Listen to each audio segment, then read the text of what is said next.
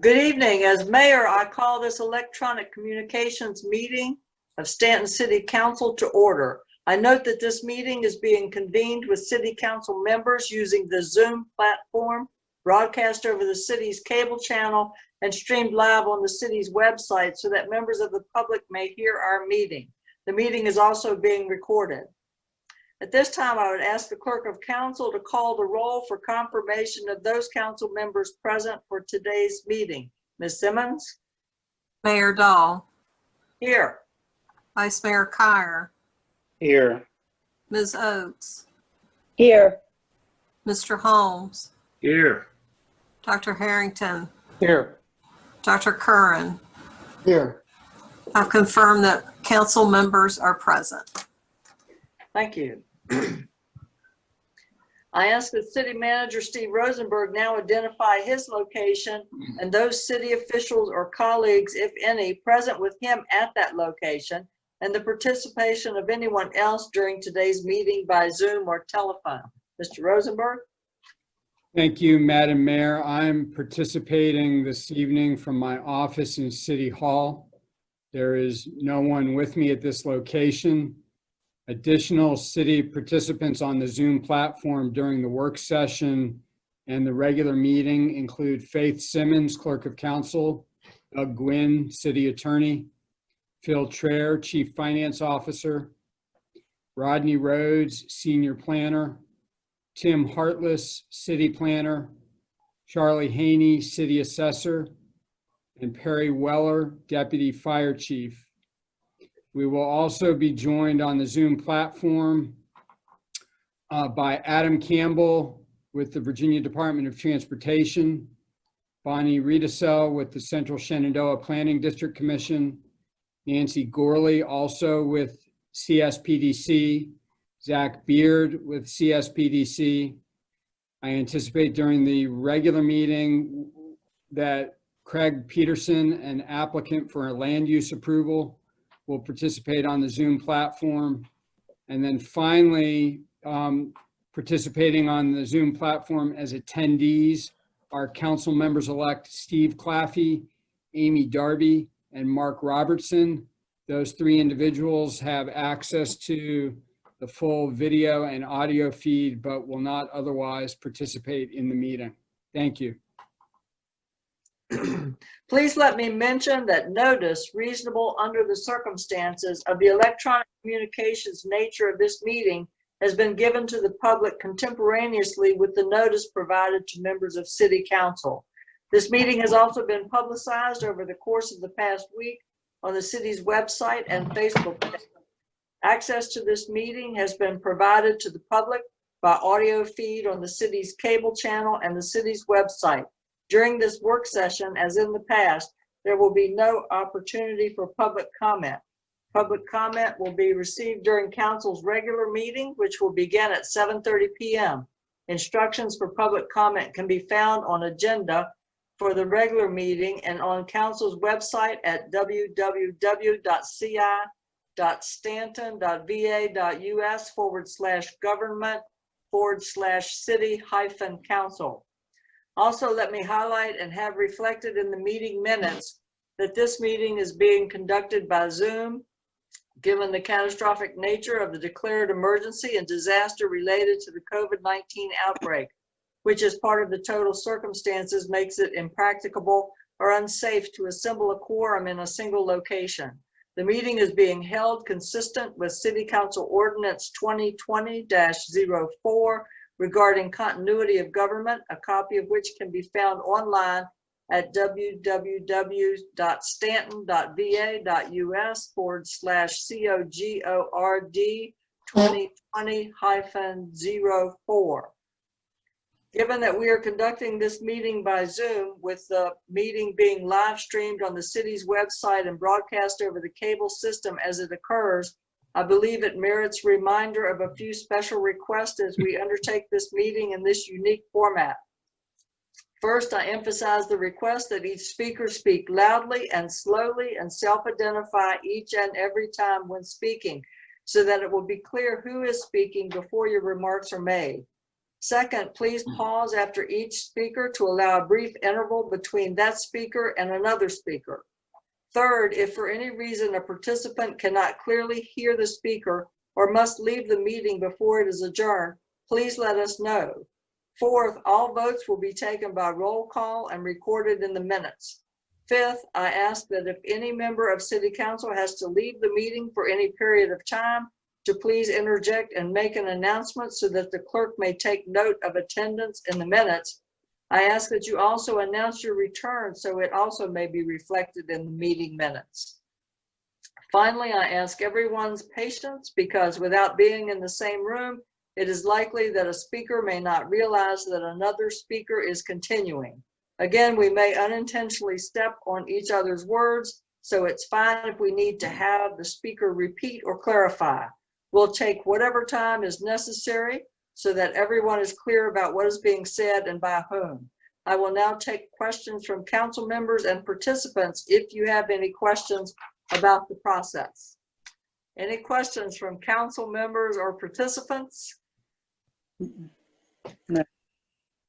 I think there are none. So we'll move on to the invocation moment of silence. This meeting will be done by Dr. Curran. Thank you, Mayor Dahl. I would like to offer an invocation, and so I invite anyone who would like to join me to do so. Dear Lord, I pray for the members of the new City Council that will be sworn in next week, both the returning members and the new members. I pray that you will grant them wisdom to govern amid the conflicting interests and issues of these times, a sense of the welfare and true needs of Staunton citizens, a keen thirst for justice and rightness, confidence in what is good and fitting, the ability to work together in harmony even when there is honest disagreement, and personal peace in their lives and joy in their task. Amen.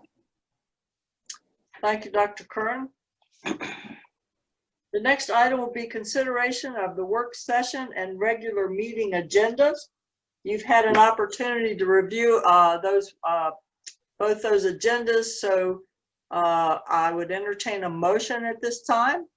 Mayor Dahl. Vice Mayor Kyer? Vice Mayor Kyer, yes.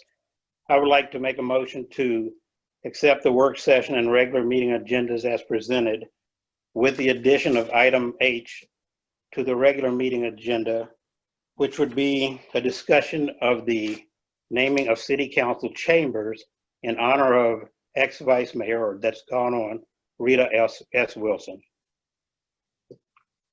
All right, thank you. Is there a second? Second. Thank you. Any further discussion?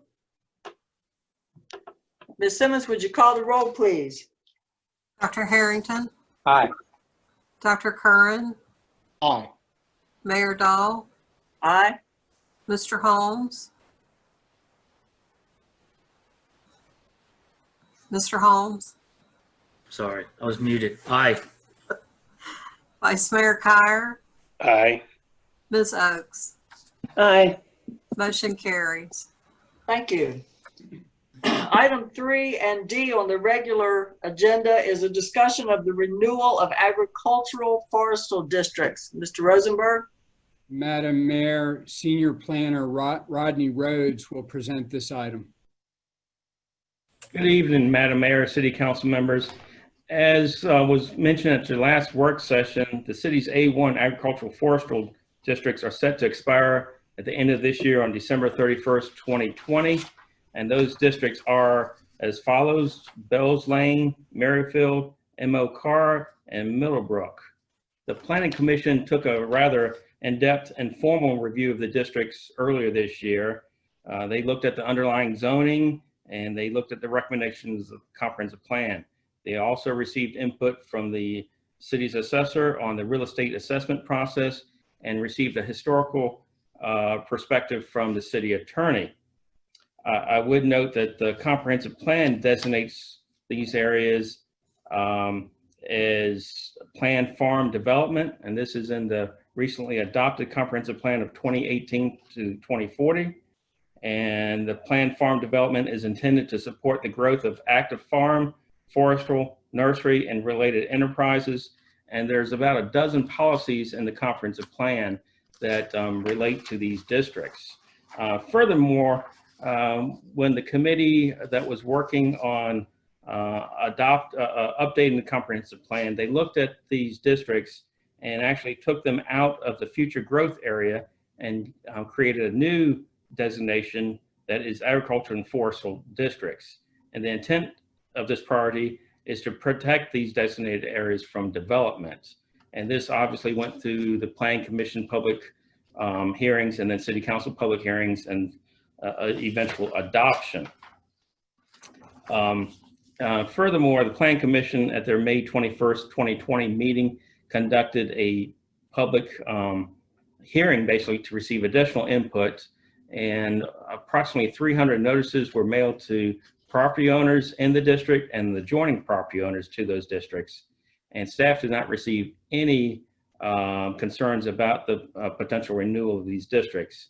And at the conclusion of that public hearing, the commission on a 4-to-1 vote recommended approval of renewal of the existing A1 districts for a period of 10 years. I would say the one dissenting vote stated that they were in support of renewing the districts, but had some concerns about renewing it for 10 years. And this was presented to council at your work session 2 weeks ago. And since that time, staff has reached out to the property owners in the Middlebrook district to let them know that they're also in the opportunity zone. I did receive one phone call from those emails. I would note there's only 3 property owners that own property in the Middlebrook district, and one of them reached out to me today and said that he would like to continue in the agricultural forestal district as is for 10 years. I have not heard back from the other 2. I'd be glad to take any questions you have at this time. City Planner Tim Hartless is also part of this meeting, and he's the one that kind of spearheaded this through the Planning Commission earlier this year. All right, thank you. Council members, do you have any questions? And we'll just go by, I'll call on each of you. Ms. Oakes? Yes.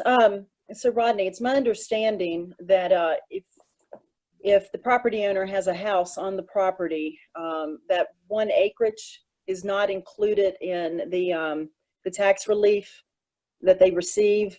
It's 1 acreage that's taken out of the tax reduction. Am I correct? Well, since we have Charlie Haney participating in this, I'd rather him address that than coming from me. Okay. Yes, it would depend on whether or not the code says that if you are not using it for farm use, then you would have to pay fair market value on it. So it's at a minimum, it's 1 acre. Sometimes it's 2. I don't recall exactly, but most of them have 1, and maybe some of them have 2 acres that a fair market value assessments are paid on. Okay, so if you have a barn, the barn itself would be fair market value, but the property, you would end up receiving the reduced amount, the tax break. That's correct. The land underneath of a farm building is still at use value. The barn itself, we use a fair market approach. That's correct. All right, thank you. Sure. And that's all. That's all the questions I have. Thank you. All right, Mr. Holmes, do you have any questions? If during this 10-year period, they decide to develop the land, and it would just come out of the protectorate? This is Terry Holmes. I'm sorry. Could you repeat your question, Terry? Yeah, if the owners of the land decide that they want to develop the land, can they withdraw from this at any time? Mr. Rhodes? Thank you, Madam Mayor. Yes, sir, Mr. Holmes. As in the past, they can petition council to remove their property from the district if they have grounds for doing that. And I would say if they have a development potential for it, then that certainly would be grounds to come before council to ask or for seek removal from the district and pay the back taxes at that point. I think it's fine. They'd have to pay back taxes for the number of years or just for that year? It's my understanding that is for 5 years. Thank you. All right, thanks. Vice Mayor Kyer? Mr. Holmes just asked my first question, and Mr. Rose just answered my second one, so I'm good. We're efficient tonight. That's right. Dr. Curran? Are there any disadvantages to the property owners if they come out of the district and have to pay the back taxes? Do they wind up paying more than they would have otherwise paid? Or is it really just pretty much they get a tax advantage if they stay in the district, and if they leave it, they would have paid the same taxes they otherwise would have paid? Who would like Yeah, this is Charles Haney. They would pay, there's a provision for interest on the deferred amount for the 5 years. So they would pay the back taxes plus the interest. Thank you. All right, Dr. Harrington? Yes, ma'am. If a property owner decided to take his property out of the district to develop it or for any other reason, does he have to take all of it out, or can he just take a portion of it out? Mr. Rhodes? Dr. Harrington, this is Rodney Rhodes. He can take out, or they can take out just a portion of it. It doesn't have to be the entire, their entire property out of the district. Thank you. Okay, so I don't have any questions because you've all asked the questions I would have had. So this will be item Rodney D. had a comment.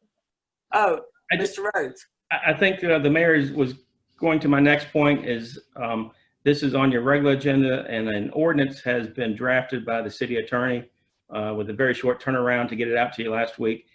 Per your direction, that would renew these districts for 10 years. And he gives a lot of background information on this. So someone looking at this would, could piece together what's happened in the past to get to this point. I think it's very helpful. All right, thank you. All right, this will be item D on the regular meeting agenda. We'll move on to item 4 and E on the regular meeting agenda, the discussion of resolutions of support for 3 smart scale applications submitted by the Central Shenandoah Planning District Commission and the Staunton Augusta Waynesboro Metropolitan Planning Organization on behalf of the city of Staunton. Mr. Rosenberg. Madam Mayor, Mr. Rhodes will also present this item. Thank you, Madam Mayor, City Council members.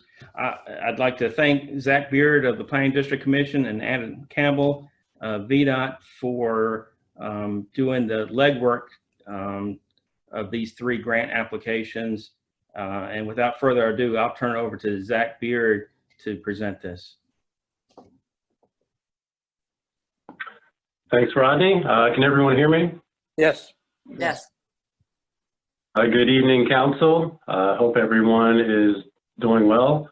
My name is Zach Beard, and I'm a transportation planner at the CSPDC, and I'm also part of the staff of the Staunton Augusta Waynesboro Metropolitan Planning Organization. I'm just going to provide a brief overview of the 3 smart scale applications being submitted by the PDC and the MPO on behalf of the city for pedestrian improvement projects that address pedestrian safety, mobility, and expand the pedestrian options in the city. Smart Scale is a statewide transportation grant funding program. It's administered by VDOT, covers all major costs associated with projects. The program accepts applications every 2 years. The deadline for the final applications this year is August 3rd. During the last application cycle, the city was awarded funding for all 3 of their smart scale submissions. Each one of those focused on pedestrian improvements. So this year, as mentioned, the city has 3 additional projects being submitted, and they also address pedestrian improvements as well. The Commerce Lewis Creek Greenway project and the Greenville Avenue Road Diet project are being submitted by the PDC. The Richmond Road and Crossing Way Shared Use Path project is being submitted by the MPO. Each of these projects come directly from studies and plans under development by the city. They included extensive coordination with city staff and also included public input and review to include public meetings. Both the MPO board and the PDC board approved resolutions of support for each of their respective submissions. I'll now attempt to share my screen and provide a overview of each one of the sketches of the projects. If you'd like to follow along also, I believe each one of these sketches was included in your agenda packet.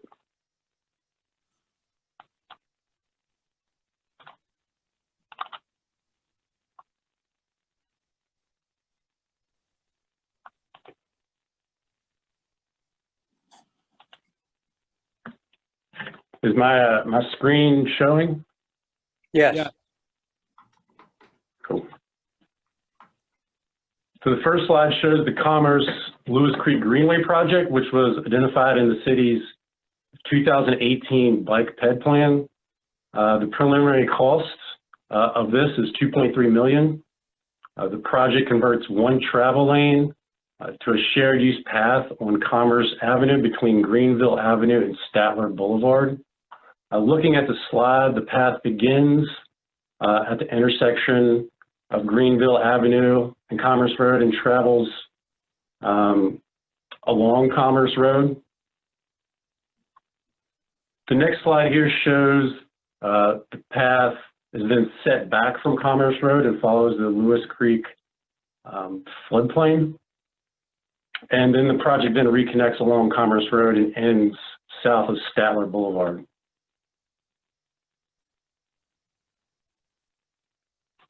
Next slide provides an overview of the Greenville Avenue Road Diet project, which is a recommendation that came from VDOT's 2019 Greenville Avenue Corridor Improvement Study. The preliminary cost for this project is about $1.4 million. Apologies for this small illustration, but these 2 orange squares highlight intersections along Greenville Avenue at Ritchie Boulevard and Statler Boulevard with a high volume of crashes, and those are just 2 examples that show the high crash frequency along this corridor. And this corridor rated as one of the higher crash corridors in our district.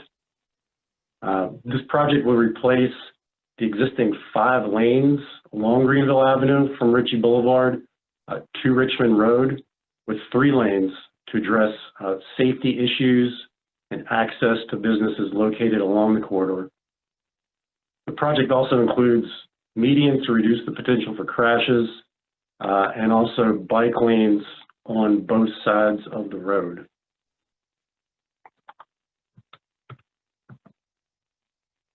The final slide here shows the Richmond Road and Crossing Way Shared Use Path project.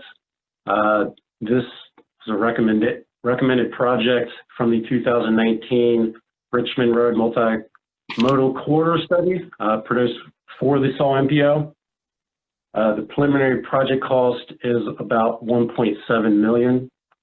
Project includes constructing a shared use path along the south side of Richmond Road from Frontier Drive to Crossing Way, and then up along Crossing Way to the existing roundabout. The project also includes installing a concrete barrier and fencing on the right shoulder eastbound at the Richmond Road and Crossing Way intersection, and pedestrian crossing improvements at intersections along Richmond Road. So preliminary costs have been prepared for each project, and they're subject to change based on our final application process. But right now, all three of those projects combined come out to about $5.5 million. So in summary, the MPO and PDC are submitting 3 smart scale applications on behalf of the city for PED improvements. These projects are derived from previous studies that included city and public input. The MPO and PDC have approved resolutions for each project. This has been an effort between the city, planning staff of the MPO and VDOT, and we'll work closely with the city between now and that August 3rd deadline. And we'll receive notification whether these projects do get funded, and I believe the first quarter of 2021. So this concludes my brief. I welcome any questions council may have for myself, or also Adam Campbell at VDOT, who's also on the call. All right, thank you very much. We'll go down the line again, and we'll start with Dr. Harrington. Do you have any questions? Yes, I do. I have actually two questions. One on the Greenville Avenue project, in terms of the medians that are contemplated there.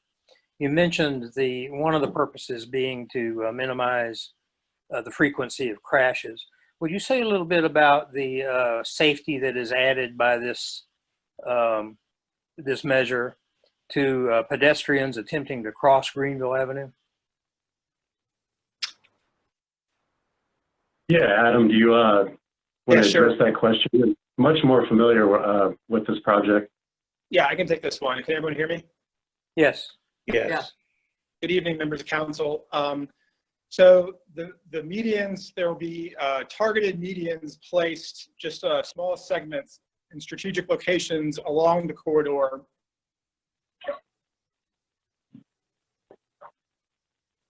You just froze up, Adam. Vehicles traveling the corridor, but it will also provide an opportunity for pedestrian refuge areas. So pedestrians crossing Greenville Avenue can do it in a 2-stage crossing, pausing in the middle to look the other direction instead of trying to do a crossing all at one time. Thank you. I've noticed more and more folks crossing Greenville Avenue, some with little children in their hands trying to get across there. I hope we can add some safety to that.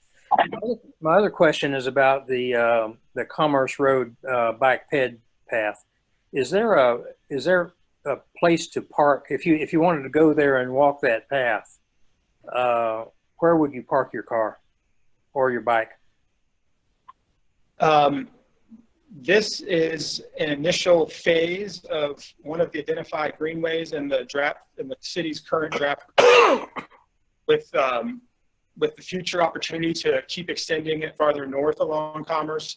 We did have some discussions with city staff, with Rodney, about parking, and we thought about potentially approaching the professional office building at the corner of Statler.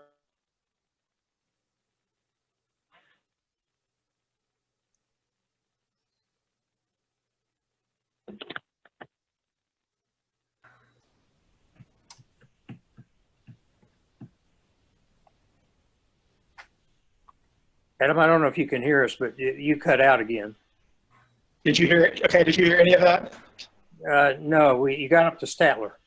Okay, so we've had some preliminary discussions with staff, including Rodney, about parking. There is the professional office development right.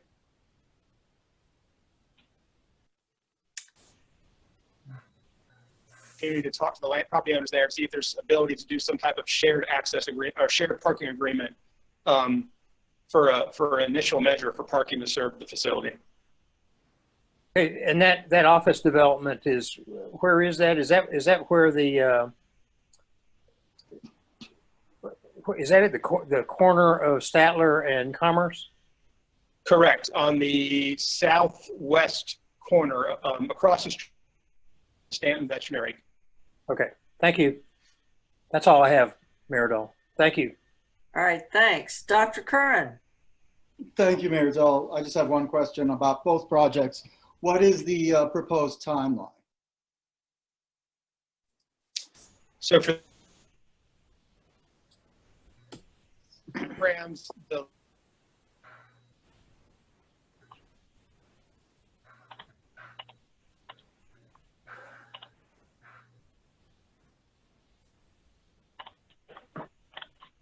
so Have we, it's a ways out there. Adam, I don't think, unfortunately, I don't think we got any of that. Okay, can you hear me now? Yes. Okay. So Smart Scale funds the last 2 years of the state's 6-year improvement program. So this round is funding 2025 and 2026. So that would be the earliest design to be started should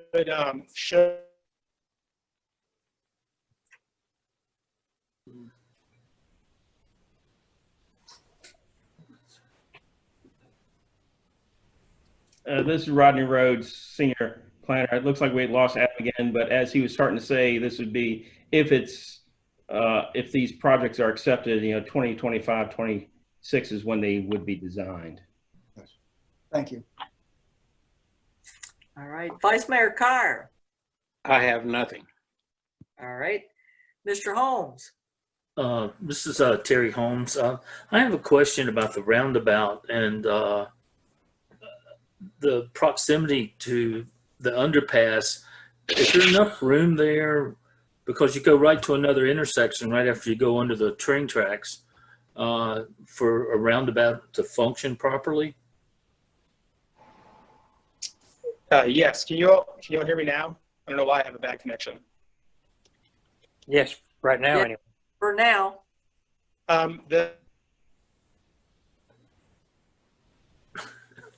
Next I year, think, Adam, I'll suggest that either he disconnect and reconnect or that he dial in. And actually, I don't know whether Rodney Rhodes or Zach Beard can answer any of these questions because we might be ready to move on in the time that it takes Mr. Campbell to reconnect.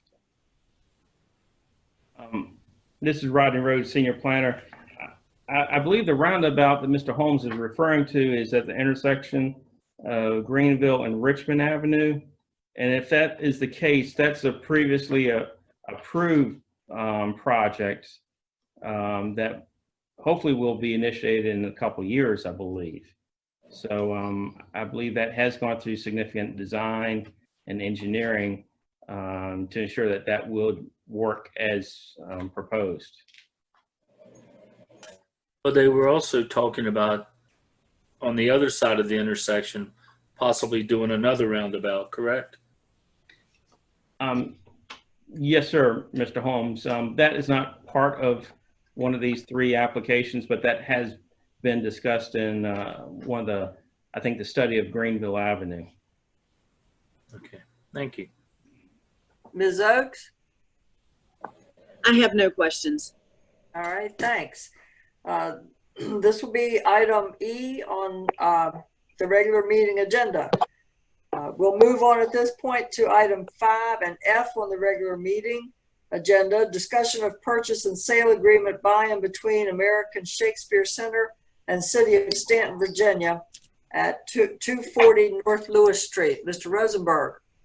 Thank you, Madam Mayor and members of council. You have included in your agenda materials a proposed purchase and sale agreement, which provides for the city's acquisition of a parcel of land just over 2 acres in size, located at 240 North Lewis Street.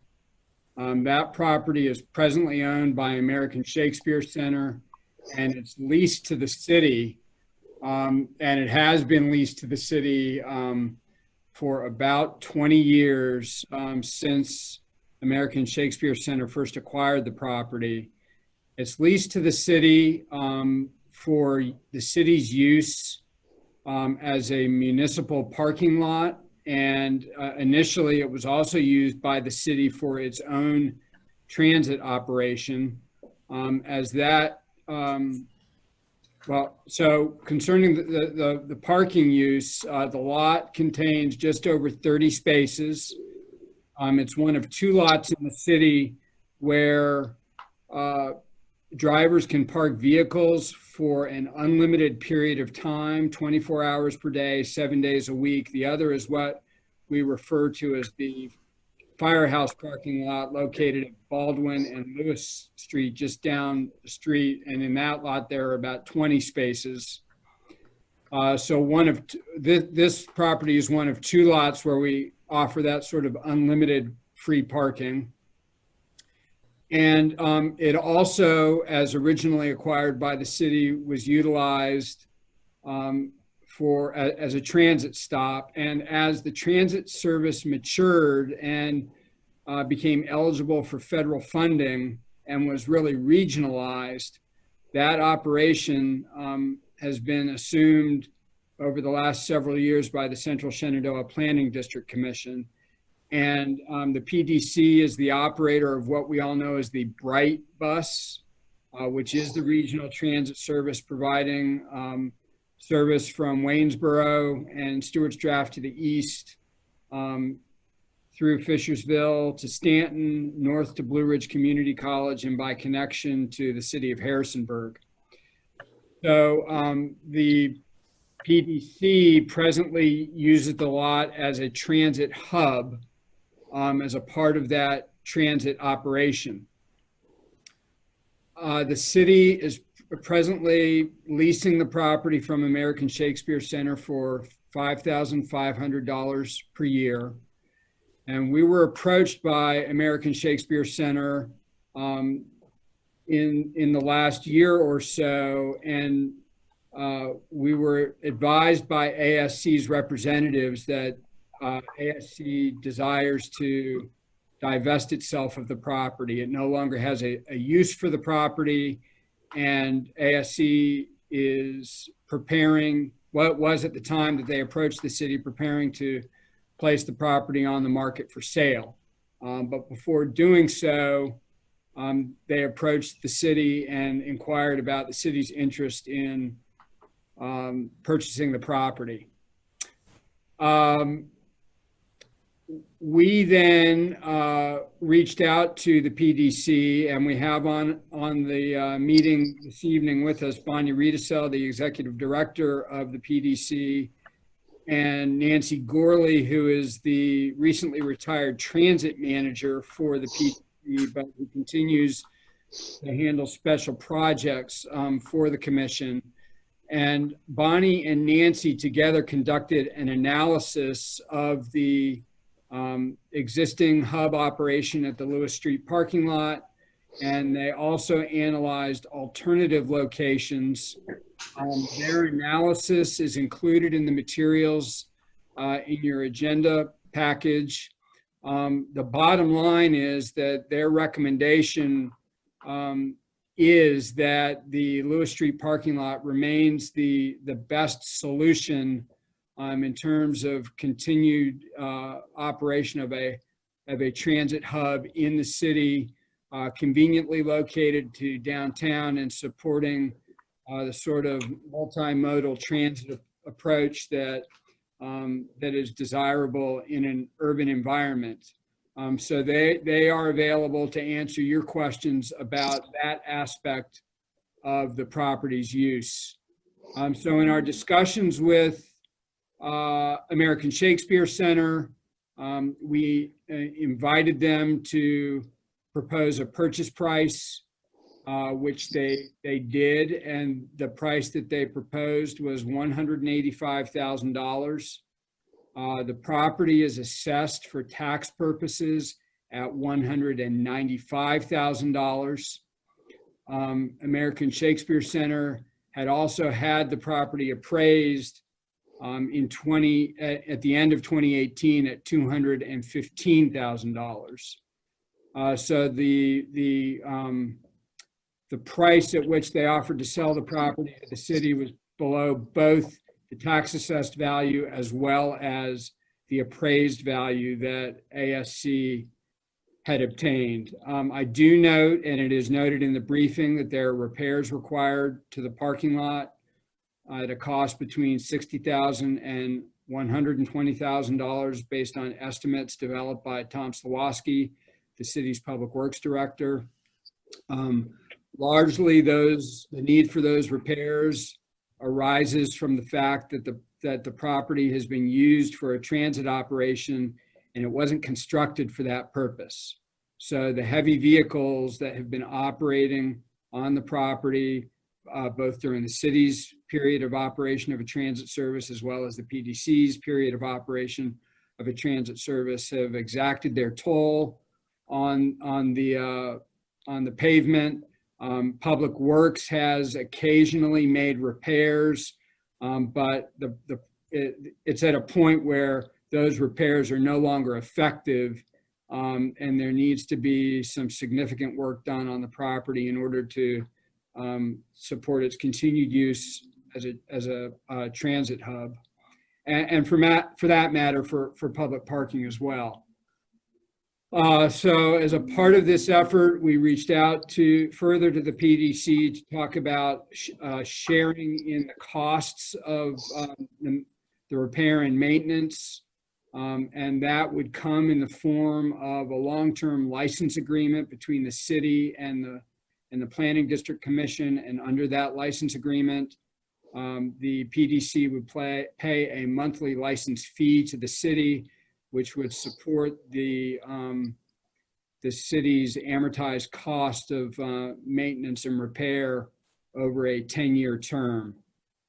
We've agreed with the PDC in concept to the terms of that license agreement, and once we have the property under contract with the American Shakespeare Center, if council approves the transaction, we would move forward to prepare and sign a license agreement with the PDC, which would obligate the commission to that arrangement. So the contract the contract before you this evening has a purchase price of $185,000, which again I note is below the current tax assessed value of about $195,000. It does provide for settlement on July 2nd, 2021, which had been what we proposed to you initially. As I've shared with you all in a subsequent email, we have identified available funding which would permit the closing to occur in fiscal year 2021 rather than fiscal year 2022. The contract also provides, contract with the American Shakespeare Center also provides for an increase in the city's rent under the current lease from $5,500 annually to $15,000 annually. That's the same rate that the PDC will pay to the city once the city acquires the property. Part of the reason to increase the rent is to provide American Shakespeare Center with some, in lieu of a deposit, in lieu of a security deposit under the agreement, to provide ASC with some cash associated with the transaction before closing. It also provides for an investigations period of 120 days, and during that 120-day period, the city will perform its due diligence concerning the property, including an environmental audit, a title examination, and a survey of the property. It includes a parking license to the American Shakespeare Center, which allows ASC and its employees to park certain vehicles on the property at no cost at certain times of the year for a minimum of 3 years after the city acquires the property. And it also includes some, other customary terms that one would expect to see in a real estate purchase and sale transaction.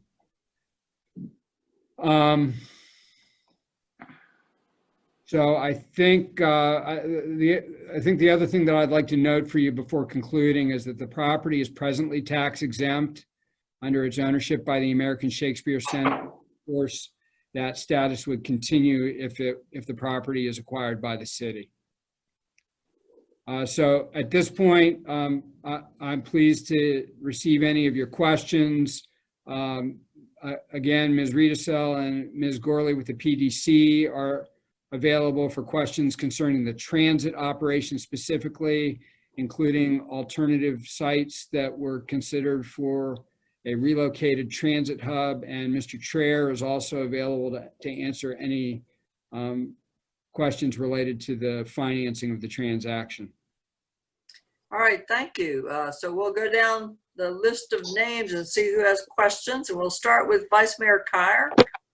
Yes, Rosenberg, I think I just heard you mention that the rent increasing.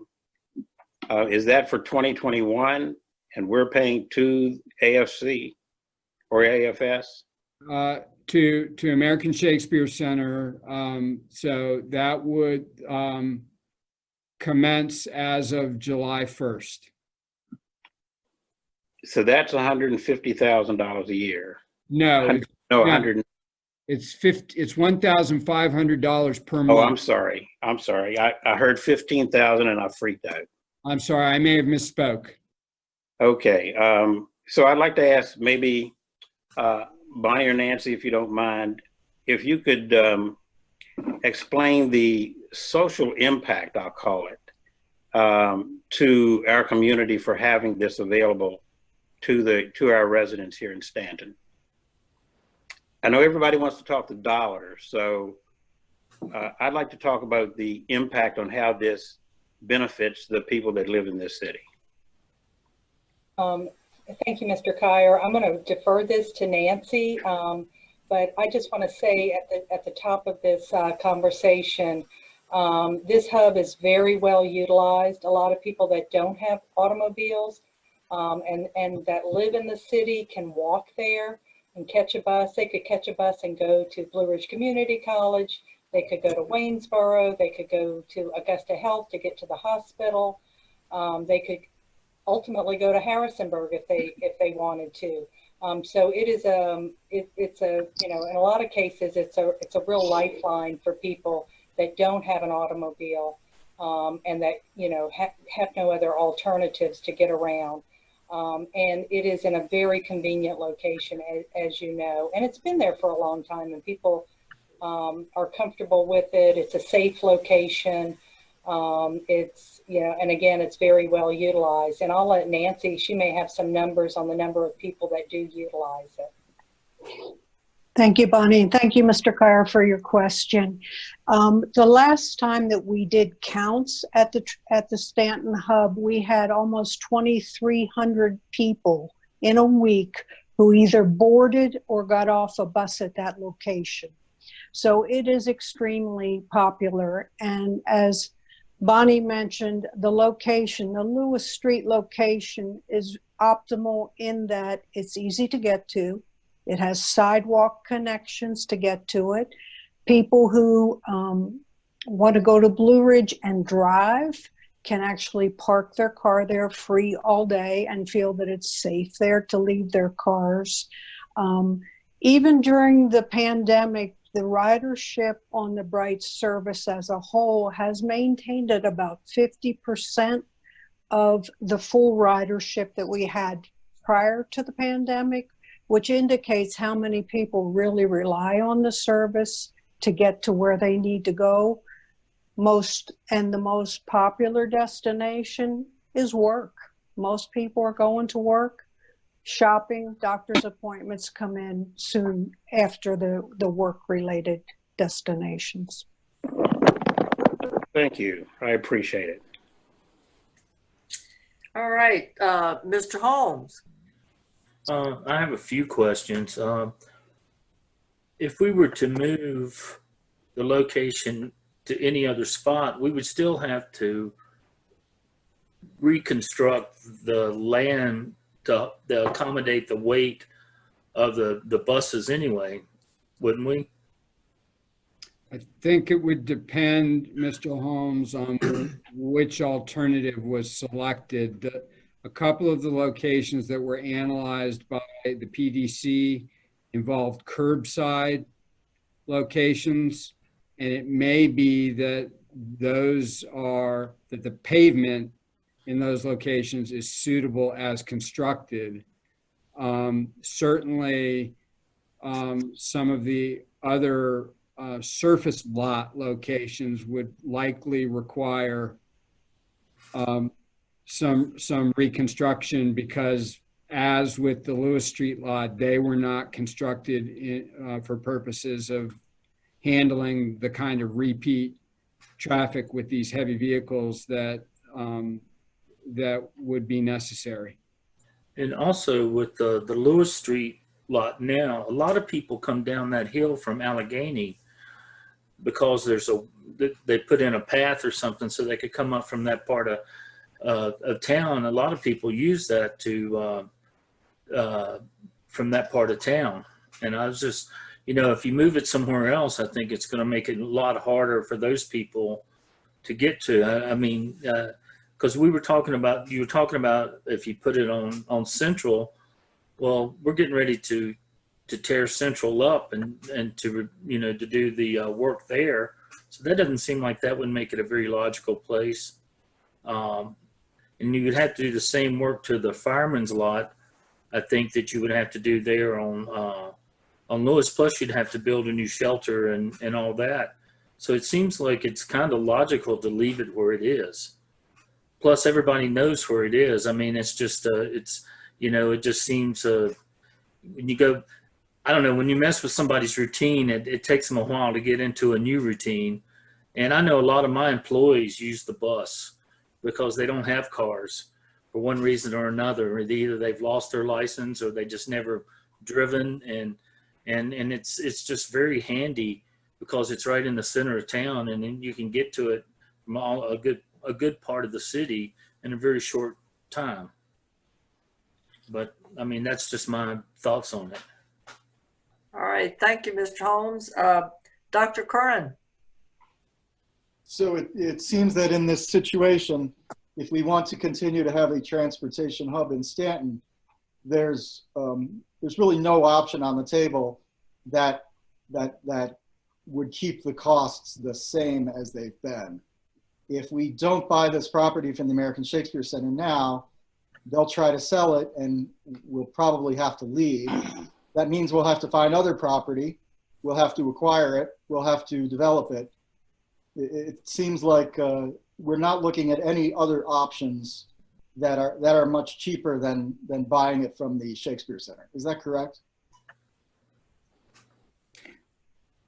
Dr. Curran, I think that there are some options that are available that would not bring with them the costs that we would see with an acquisition and repair of the Lewis Street parking lot. But I think I'd like to invite Ms. Gorley to just sort of briefly address the deficiencies of some of those alternatives. So I think that, the basis for our recommendation here is that the Lewis Street parking lot is the preferred option among those available, in part because it allows us to sustain the current arrangements and remember that it's not only a matter of its function as a transit hub, but it's also a location of 32 parking spaces that are available on an unlimited basis without cost to residents and visitors of the city of Staunton. So I don't want to lose sight of the fact that not only is it available for the transit operation, but it's also part of our parking program. And so when you take those, both of those uses into account, and then you consider some of the deficiencies with the alternatives, that's what leads us to recommend the acquisition as we have. Thank you. All right, Dr. Harrington? I had two items. One, I'm mindful of the development and happy about the development that we've noticed on Central Avenue and on Lewis Street. There are probably about twice as many operating stores there than there were 10 years ago, at least when I came on council. And I know that that is not all attributable to, or maybe not even very much attributable to the bus stop, the transit stop being there. But I'm wondering, Nancy, if you have any notions about whether the people getting on and off the vehicles to go somewhere, if before they get on or after they get off, do you have any notion as to whether they are patronizing any of those businesses that are down in that area? Yes, Dr. Harrington, I do believe that some of them are especially patronizing the restaurants that are in that area because it's easily walkable from the bus stop. Oh. And the prior question from Mr. Keir that I did not answer was, that I did not address, is the ability to load mobility devices, specifically wheelchairs and scooters. There are a lot of people who ride the Bright buses who are mobility challenged, and we need a good, safe place for those people to wait and for the drivers to deploy the lifts on the buses and to load those people. And that is one of the true advantage of the Lewis Street lot, is the people are safely out of traffic, and it is a fairly level area where they can easily, safely board those people. My other question, thank you. My other question has to do with the happy day in the future when the Afton Express is up and running, which I certainly hope and expect it will be. So somebody could connect with our Bright Bus transit system and wind up out at the terminal for the Afton Express, right? Yes, that is correct. They could do that, and they could also access the Virginia Breeze bus that travels from Blacksburg to Washington, D.C. the same way. Thank you. That's all I have. Thank you. All right, thanks. Ms. Oaks? Okay, I have a few questions. Steve, I realize that the American Shakespeare Center came to us and asked us if we were interested in purchasing this property. What was the reason for wanting to sell it? I believe, Ms. Oaks, that originally it was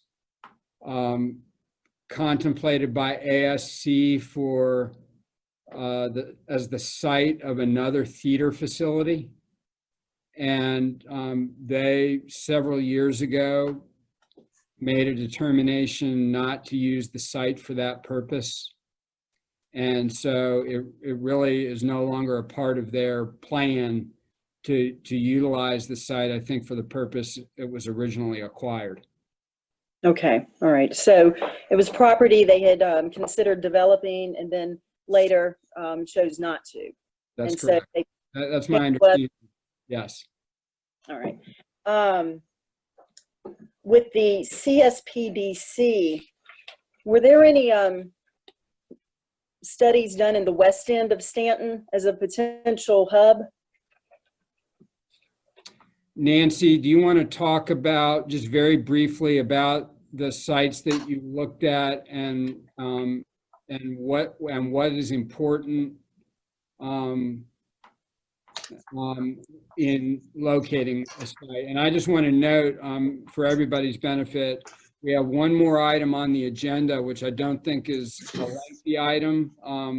So, Madam Mayor, I would suggest maybe we could probably afford another 10 minutes on this item, leaving 5 minutes for the final item. So, Nancy, can you just briefly talk about the alternative locations you considered and what you're looking for? Sure, Mr. Rosenberg. Let me start out with the criteria that we used to look at the other locations. We wanted to do minimal disruption to the current routing and to the timings, the schedules, so that riders could still, their needs could still be met by the transit. We wanted it to remain proximate to downtown, to the downtown area of Staunton, specifically because the downtown trolley sort of anchors the system. We needed 170 linear feet to queue up the 4 buses that queue up there every hour. We needed space to install some bus shelters to give riders weather protection and safety, lighting so that people would feel secure waiting for the bus and safe, whether the ownership of the site was public or private. We need 2 points of ingress/egress so the buses can get on and off the lot without doing any strange maneuvers. And of course, the pavement issue that we've already addressed. So we looked at the Howard Johnson parking lot, the firehouse parking lot. We looked at 2 curbside areas, the one on North Augusta and then the one on Central Avenue. We looked at the Market Street parking lot. The Staunton Mall was a suggestion.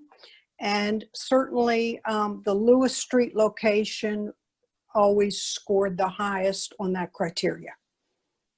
Okay, so you did not look in the West End, but you guys did look at the Staunton Mall, which is in the county. I don't know if you realize that or not, but that's actually Augusta County. Right. And that's definitely not close to downtown. Exactly. Okay.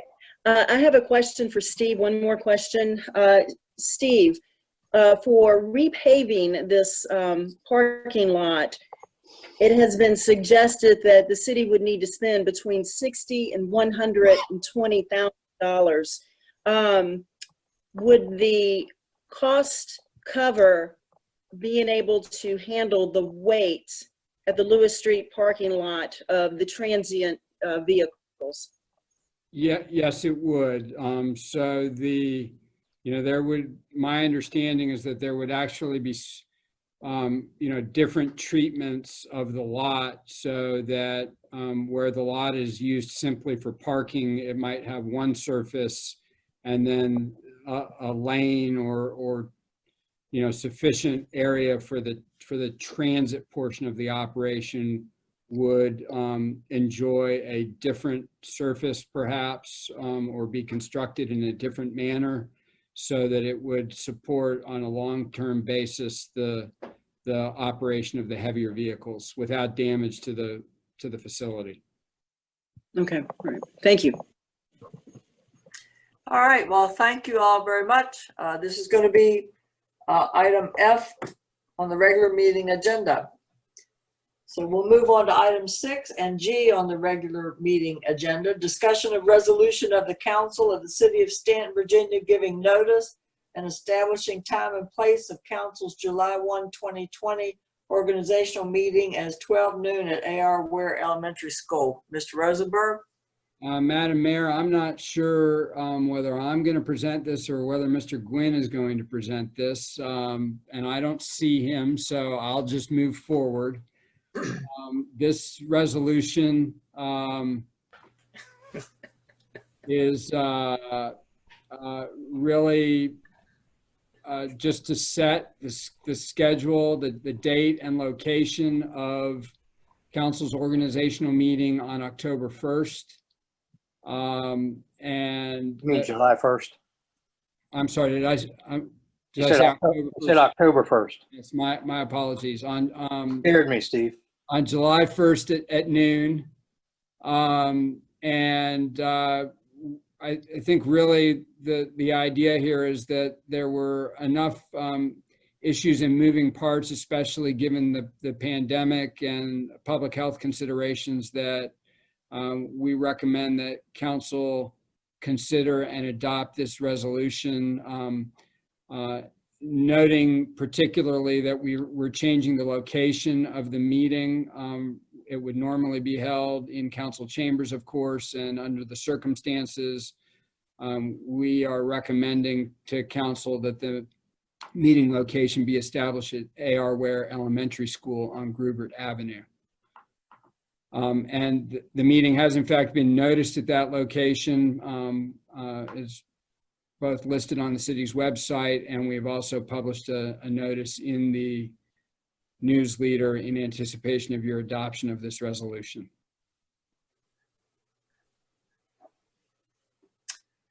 So council members, do you have any questions about this? Mayor Dole, this is Andrea Oakes. I have a question. Ms. Oakes? Steve, is A.R. Ware Elementary, is that considered a governmental building? Mr. Gwynn, would you like to answer that question? Yes, but it's also considered a public school facility. It's owned by the school board. It's a particular kind of governmental facility. Okay, so do the restrictions for A.R. Ware, do they fall under the governor's order when it comes to governmental buildings? I haven't addressed that issue at all. So, Andrea, I don't have an answer for you on that. I'll be glad to look at it. Okay, all right, thank you. Mr. Rosenberg's probably paid more attention to the governor's orders than I have, frankly. Okay. Let me comment, Mayor, that this is a little different approach than we used a couple of years ago. I don't know about everybody else, but when you don't look at something except every several years, you have to go back and pull information and remember all the references. So to provide a roadmap, we offer this pretty extensive resolution. It makes all the legal references. So maybe next time it will be easier for those who come after, and they won't have to dig their files out and dig the Virginia Code out quite so much. Last time, I believe all we did was use a simple call of a meeting rather than a resolution. This is a better vehicle, and I do recommend it. I would also note for council that there is a revised version that supersedes what was included in your agenda materials. We emailed to you this afternoon a different version that has slightly different language in it to account for the fact that as of July 1st, the date of the organizational meeting, the state will move from phase 2 to phase 3 of its reopening plan, and that progression is reflected in the revised version that was emailed to you this afternoon. Any other questions? Only thing that this is Terry Holmes. Even in phase 3, you still have to have the 6-foot distancing requirement. So I don't see a whole lot of difference in phase 2 and phase 3 as far as, we can just have larger groups, but I guess you got to have a larger area to put them in. But I don't see a lot of difference in what's going to be available for us to do on that day. But that's just me personally.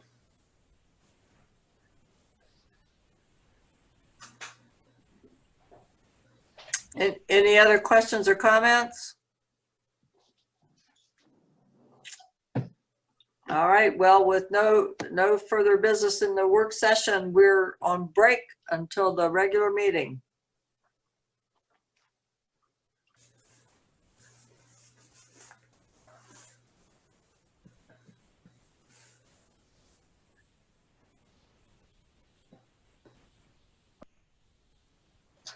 Okay, as mayor, I call this electronic communications meeting of Staunton City Council to order.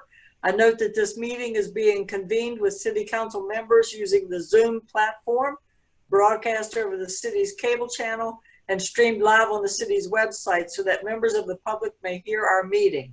The meeting is also being recorded. At this time, I ask the clerk of council to call the roll for confirmation of those council members present for today's meeting. Ms. Simmons?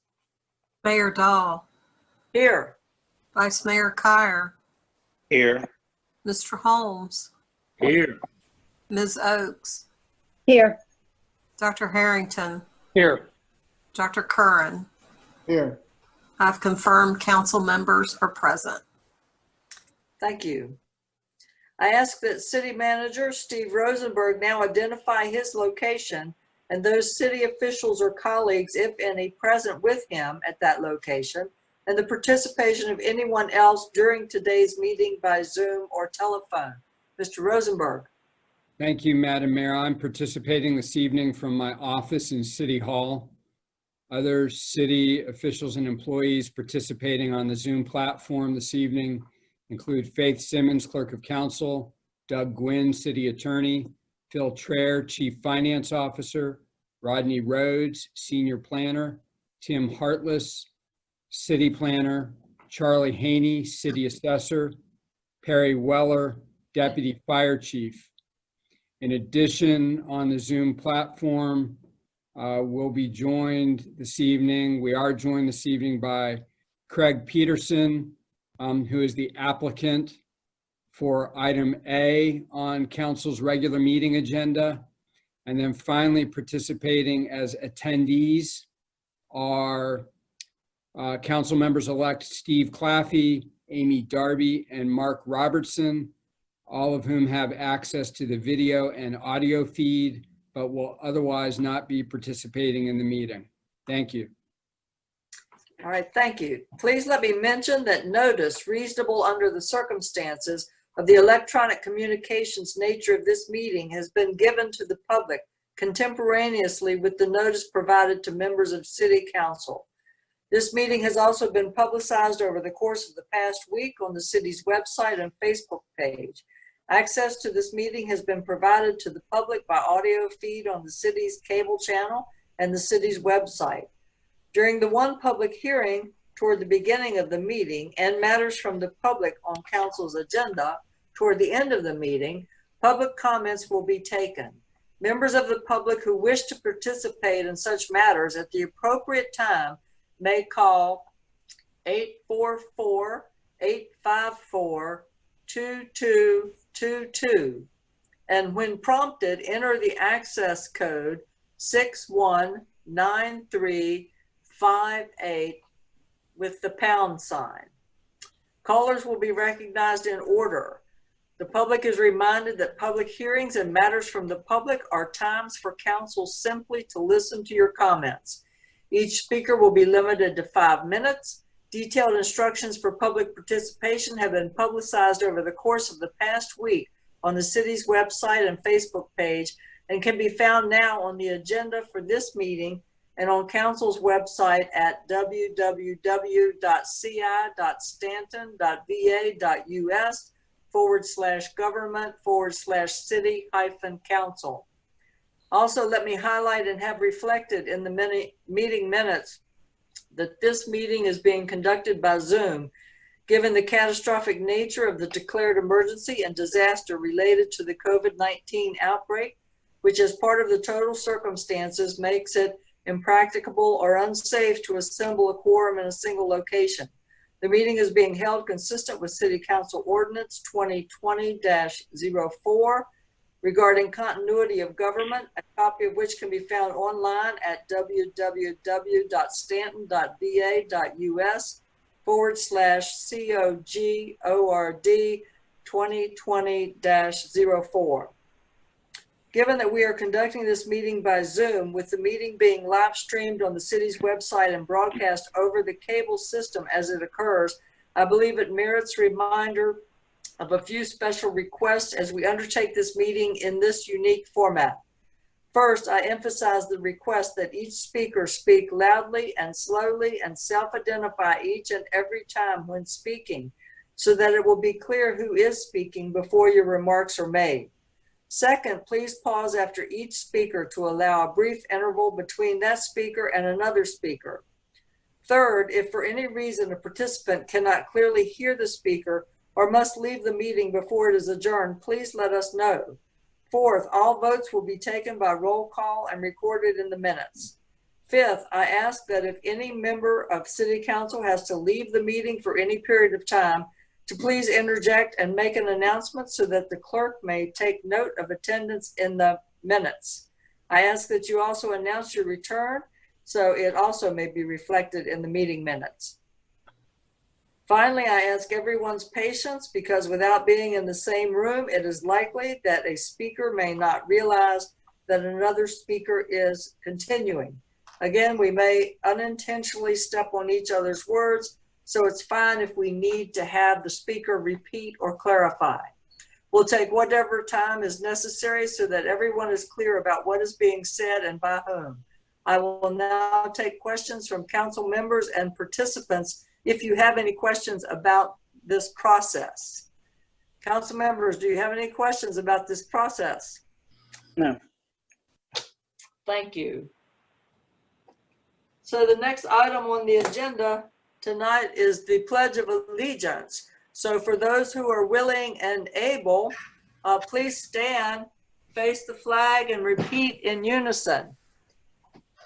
I pledge allegiance to the flag of the United States of America and to the republic for which it stands, one nation, under God, indivisible, with liberty and justice for all.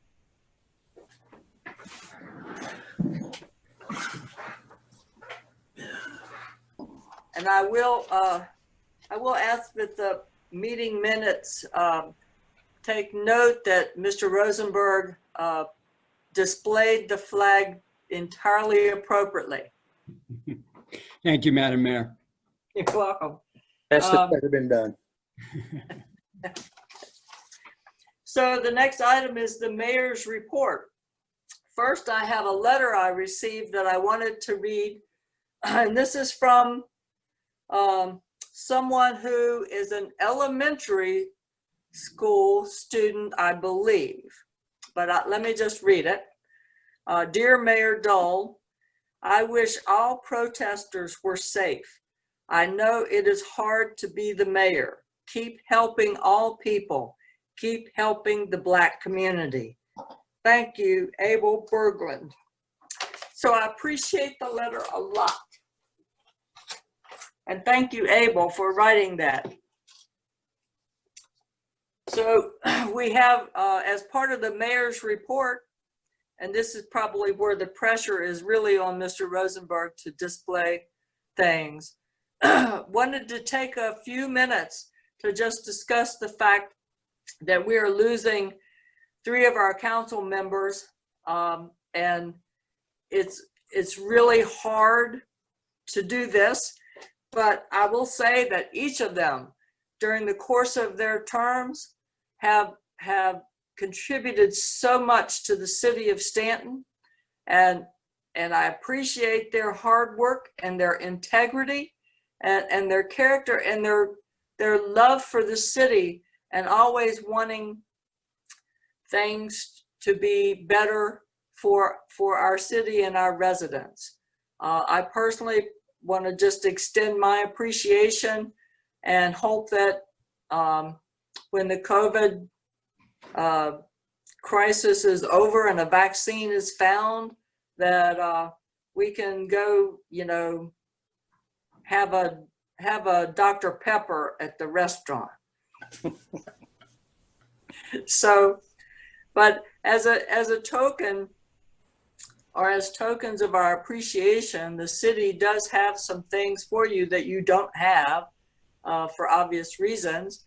But we do have certificates that acknowledge your length of service and are tokens of appreciation. And I thought they were going to be shown. Yes, so Madam Mayor, I'd be happy to, I can display each one of these and perhaps read them if you would like that. That would be great. Okay. So the first certificate reads, City of Staunton, Virginia presents Certificate of Appreciation to Eric D. Curran in recognition of your leadership and your contributions to the City of Staunton. The city hereby awards this honor for 8 years of its outstanding service to the citizens of the City of Staunton as City Councilman. And it's signed by Mayor Dole and myself, and it's dated June 25th, 2020. Thank you so much.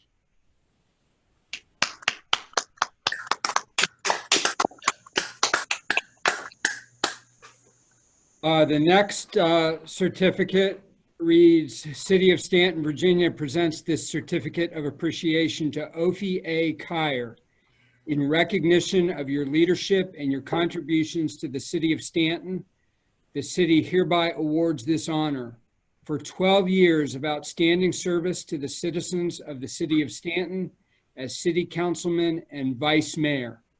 Signed by Mayor Dole and myself, and again dated June 25th, 2020. Thank you all. I really appreciate it. And then last but certainly not least, a third certificate.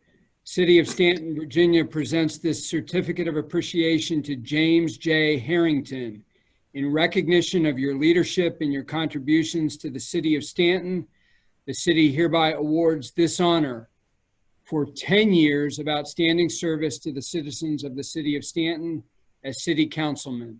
Signed by Mayor Dole and myself, dated June 25th, 2020.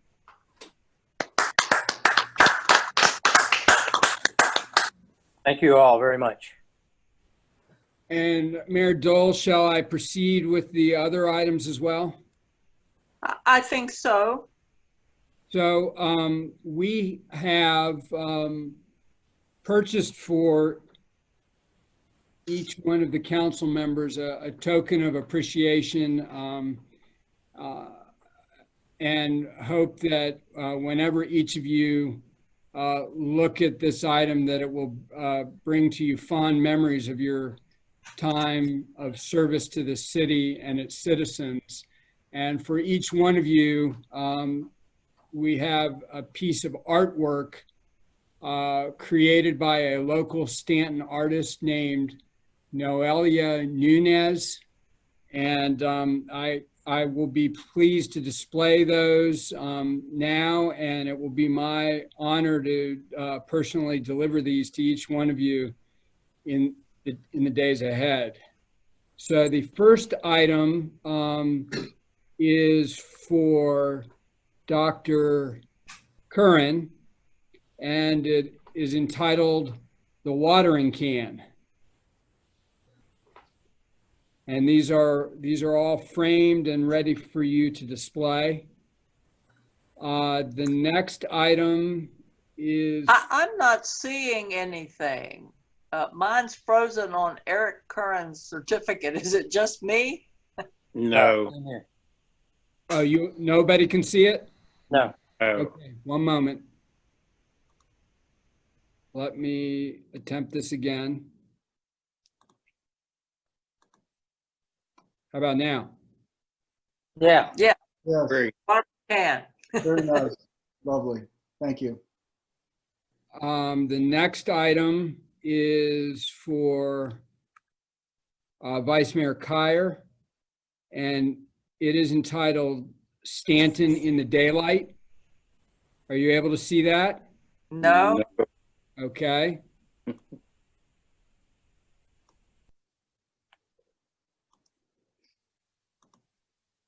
Staunton in the Daylight. Okay, very good. Thank you. Beautiful.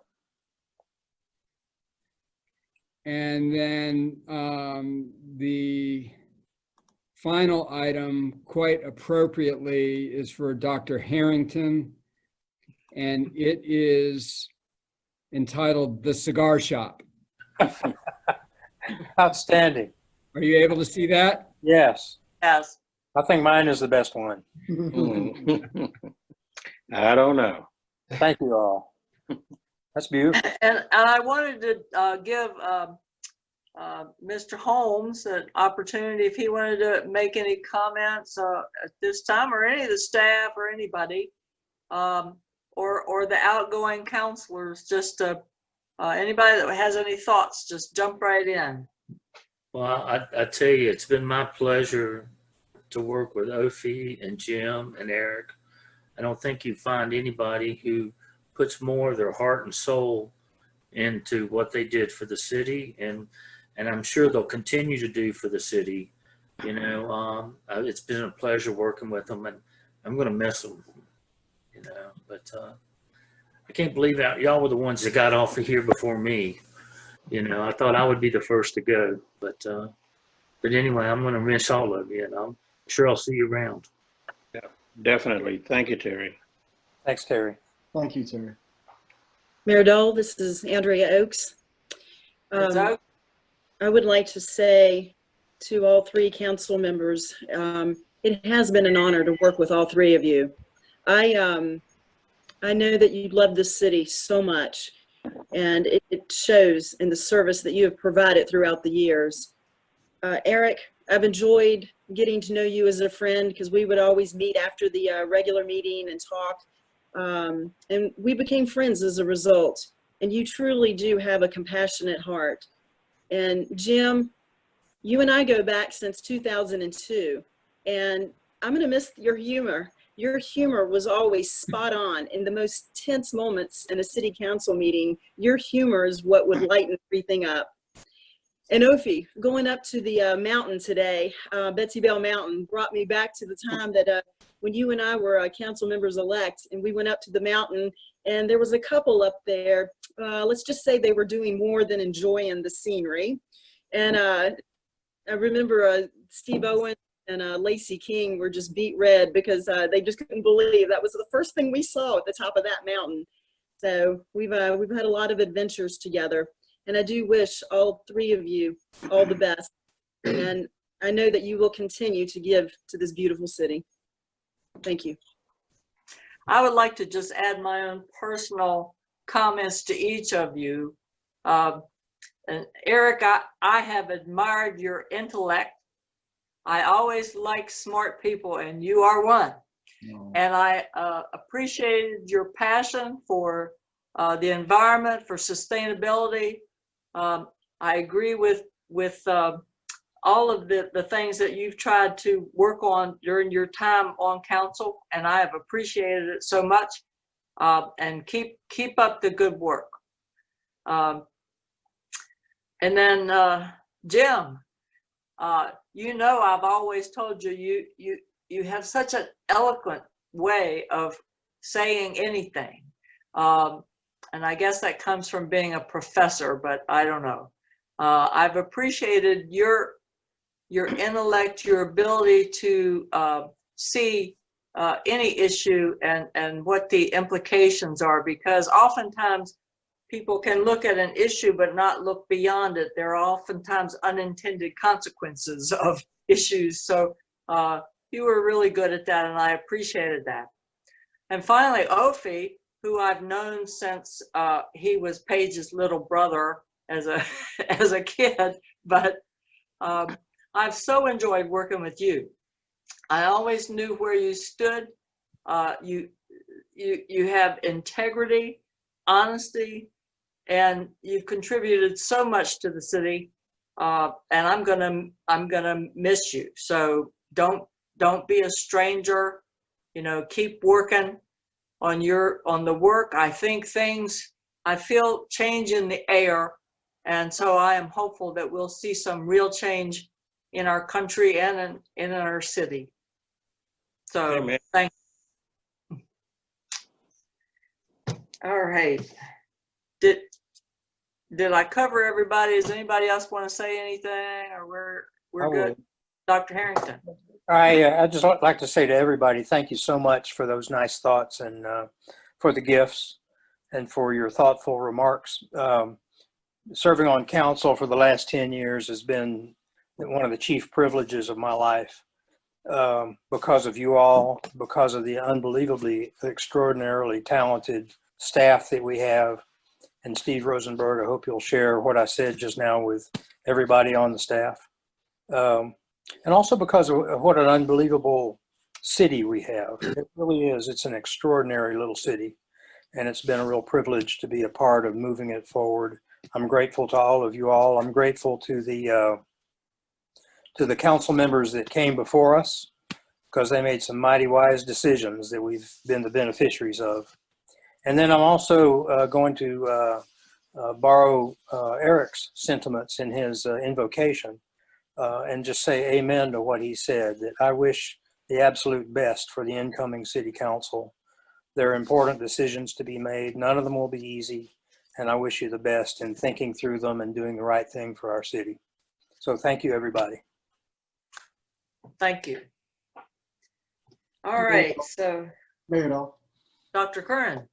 So it's hard to, you're right, Dr. Harrington is very articulate. It's hard to improve on what he said. So I'll just say ditto. But what I'll also say is thank you so much for your kind thoughts, for your lovely gifts.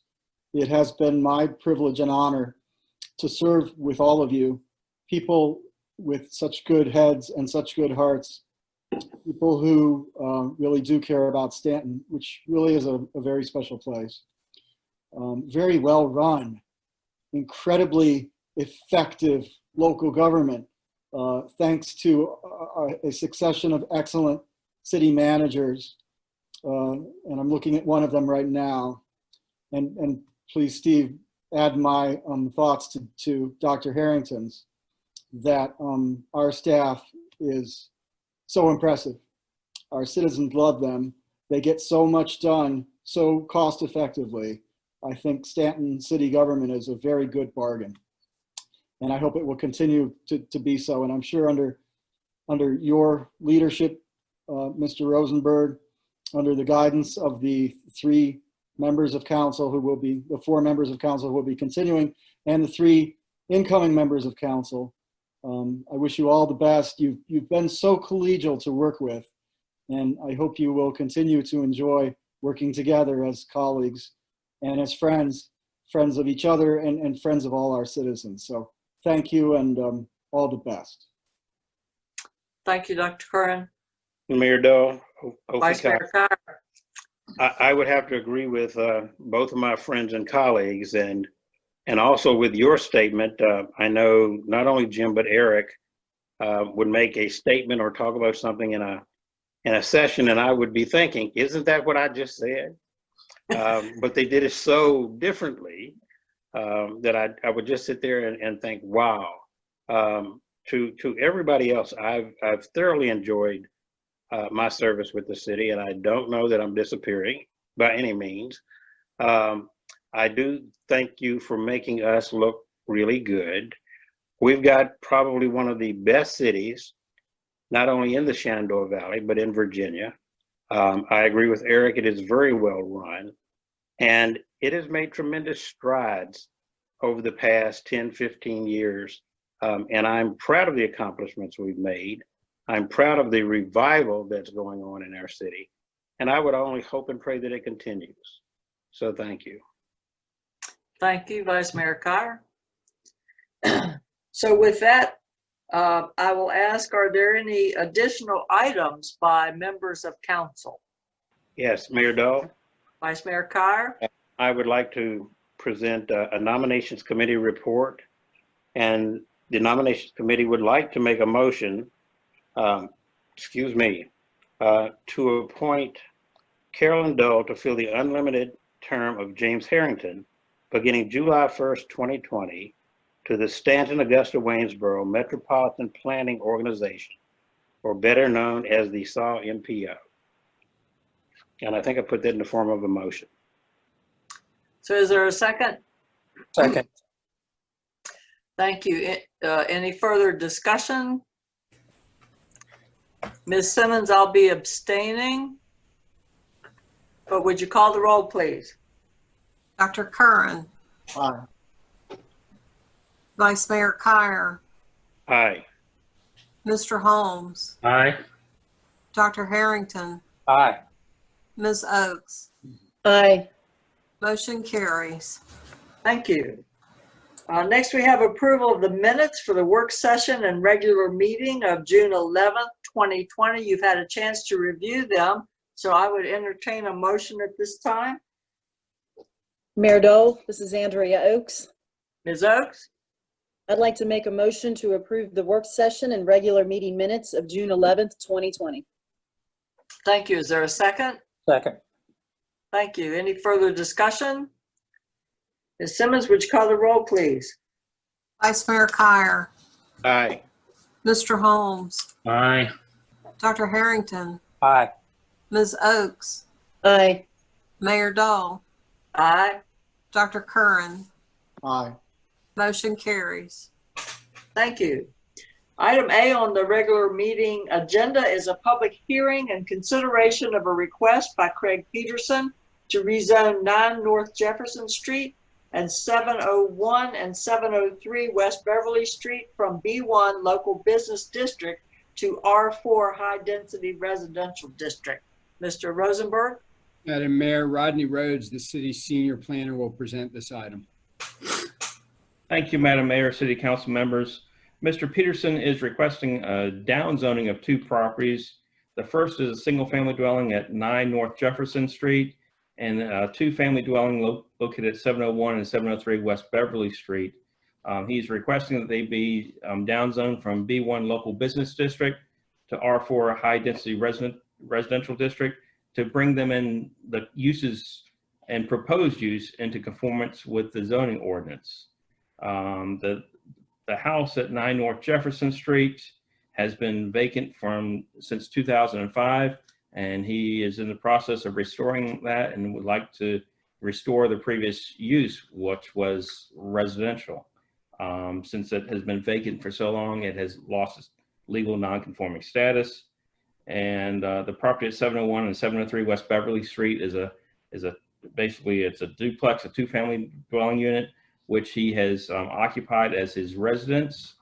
And he's also requesting at staff's recommendation downzoning of that to provide continuity and zoning in that area.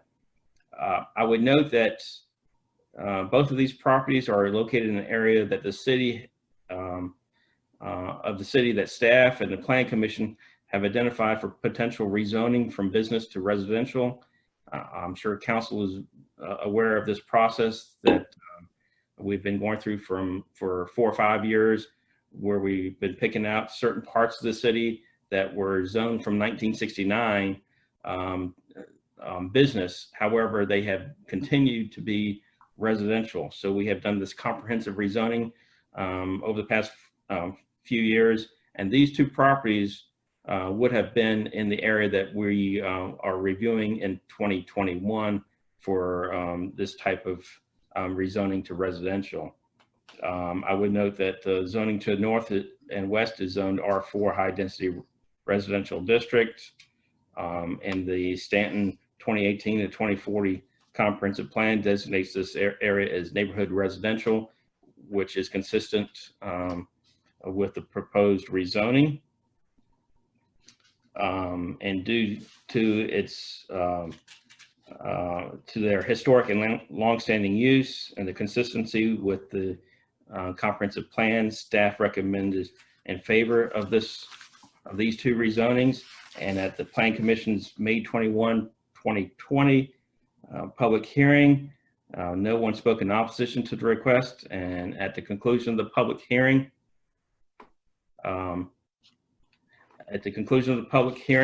on a 5-0 vote, the commission voted to unanimously recommend approval of the rezoning. All right, thank you. Mr. Rosenberg?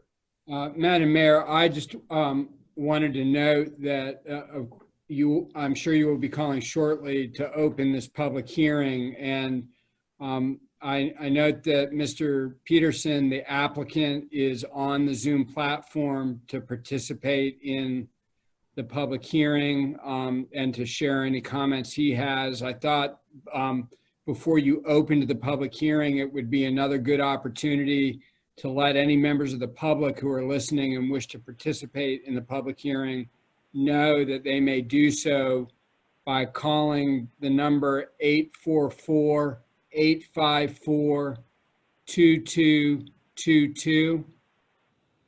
Again, that's 844-854-2222.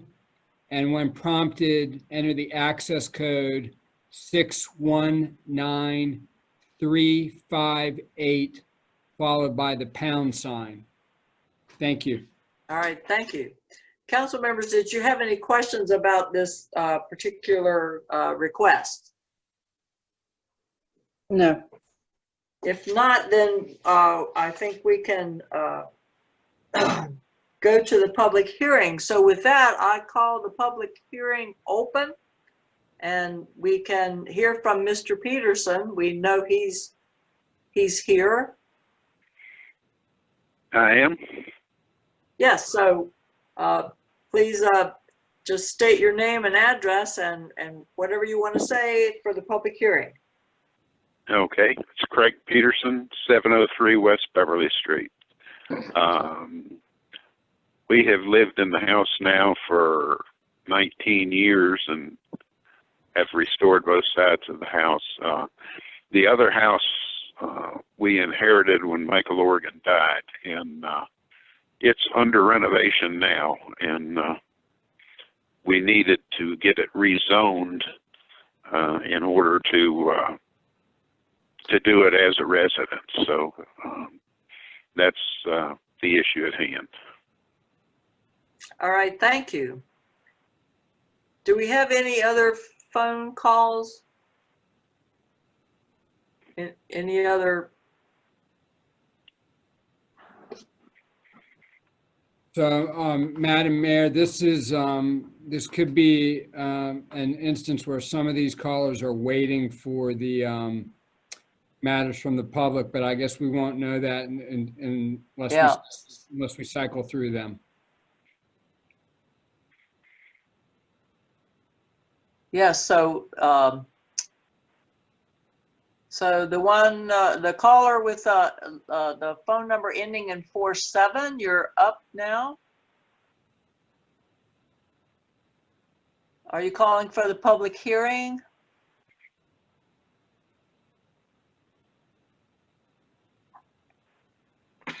The caller whose phone number ends in 47.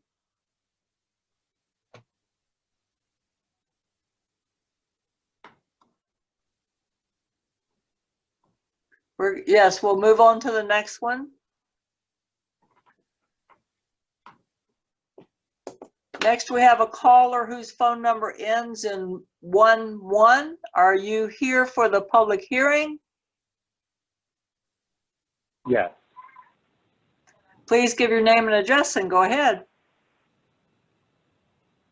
Okay, my name is Joshua Rose. I live at 1500 North Coulter Street, apartment B11.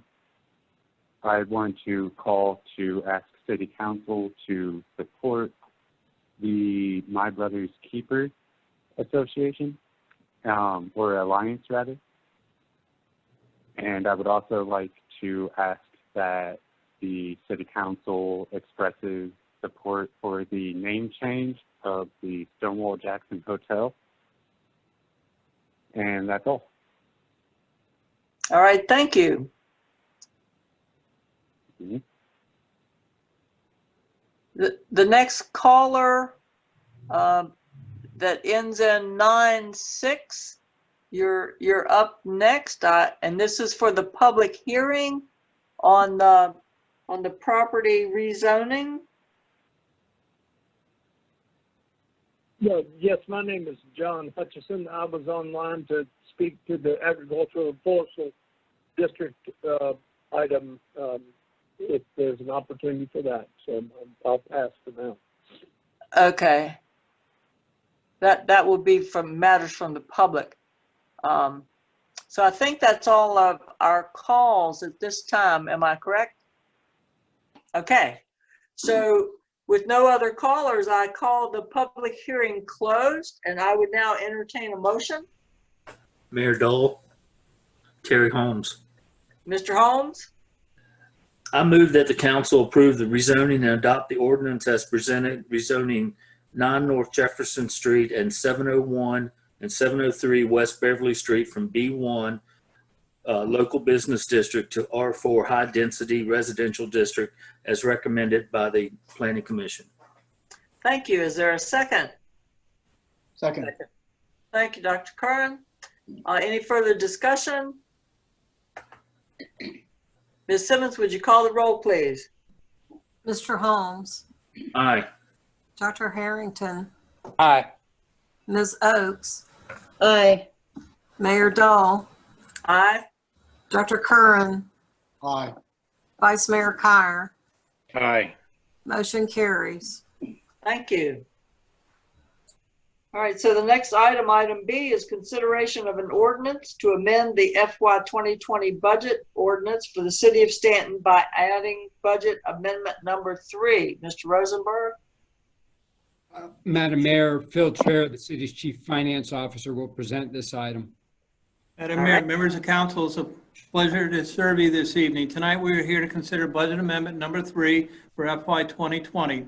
Budget amendment number 3 totals $2,363,582 and required a public hearing, which was properly advertised and conducted on June 11, 2020. The city portion of this amendment equals $2.3 million. The school portion equals $43,000. Details have been provided in your packet and were reviewed during the June 11, 2020 work session. General fund details include $1.4 million in transfers from the CIP fund to the general fund to cover projected revenue shortfalls associated with the COVID-19 virus shutdown. This is consistent with the plan that was presented to council on April 9, 2020. $2.2 million in CARES Act funding received by the city on June 1, 2020. These funds are currently being coded to a COVID contingency account and will be used to reimburse the city for allowable costs. Unspent funds at the end of 2020 will roll into the city's fund balance and will require an additional appropriation from council in FY21 in order to be spent. Finally, we have $145,000 of additional funding for task force expenditures, insurance recoveries, and multiple grant awards. The CIP fund is being adjusted downwards $1.4 million to transfer monies back to the general fund to cover revenue shortfalls associated with the COVID-19 virus. And the education fund is being adjusted upwards by $43,000 for equity fund contributions and grant true-ups for the schools in FY 2020. The city manager has reviewed this budget amendment and recommends approval at this time. All right, thank you. Council members, do you have any questions?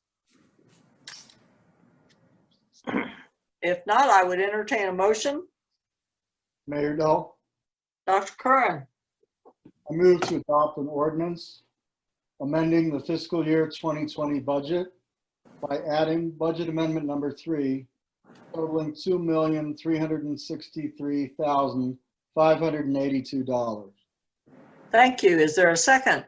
This is Terry Holmes. I second it. Thank you. Any further discussion? Ms. Simmons, would you call the roll, please?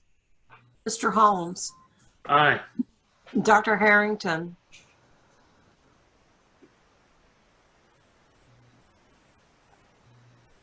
Dr. Harrington, Seems to have dropped off. Ms. Oakes, Aye. Mayor Dahl, Aye. Dr. Curran, Aye. Vice Mayor Kyer. Aye. Motion carries.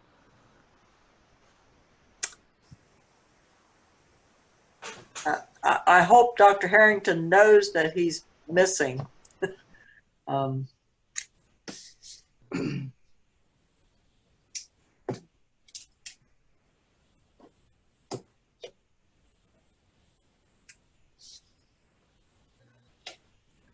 We'll reach out to him, Mayor Dahl. There we go. I'm on. I hope you can hear me, but my thing went dark a little minute ago. Okay, so it's not too late for him to vote, right? Because he heard the discussion. So if he wanted to. I did, and I vote aye. Okay. All right, thank you. Now we're up to item C, the consideration of amendments to fire prevention code. Mr. Rosenberg. Madam Mayor, Deputy Fire Chief Perry Weller will present this item. Madam Mayor, members of council, Deputy Chief Perry Weller.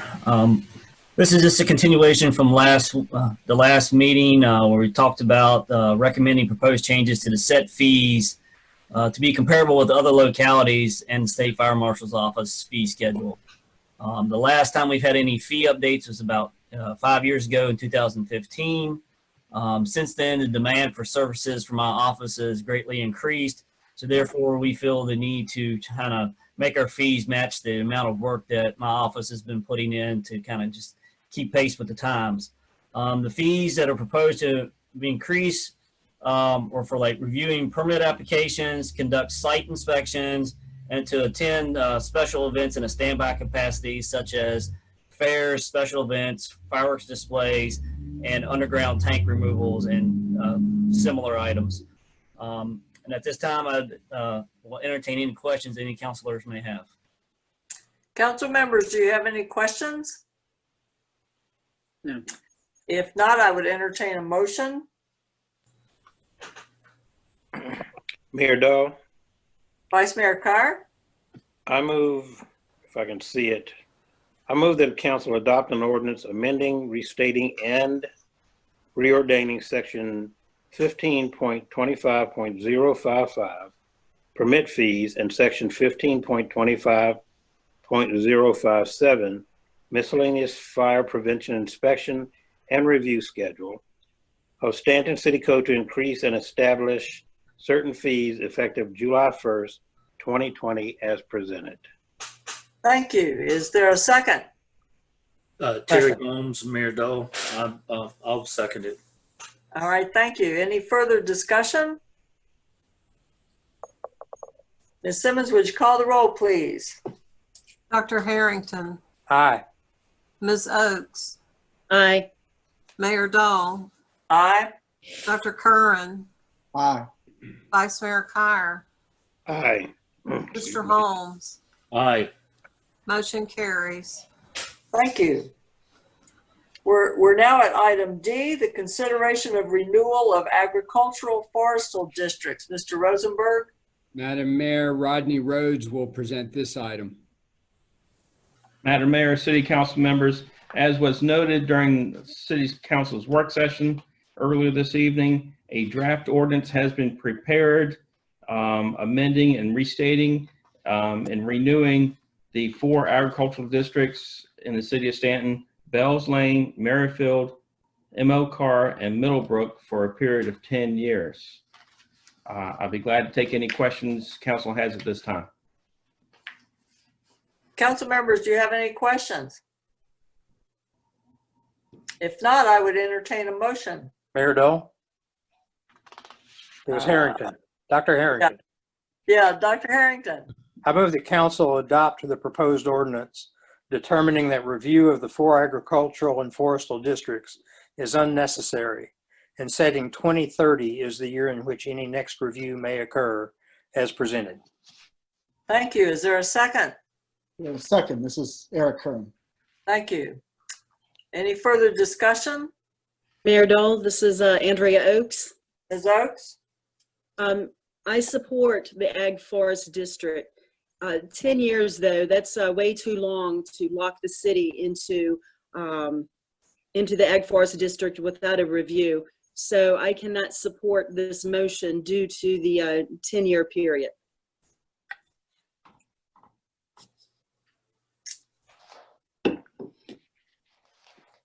Any other discussion?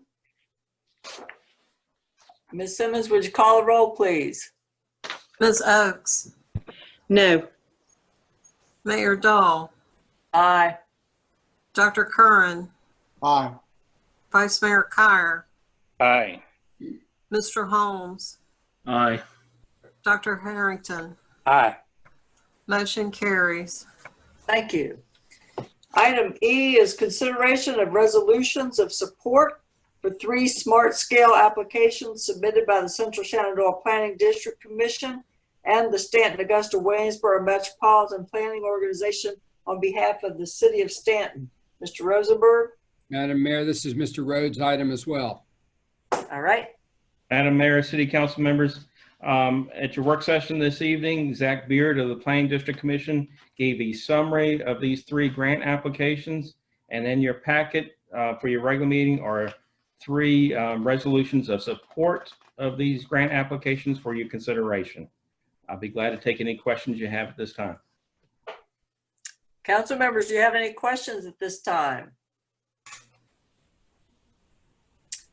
If not, I would entertain a motion.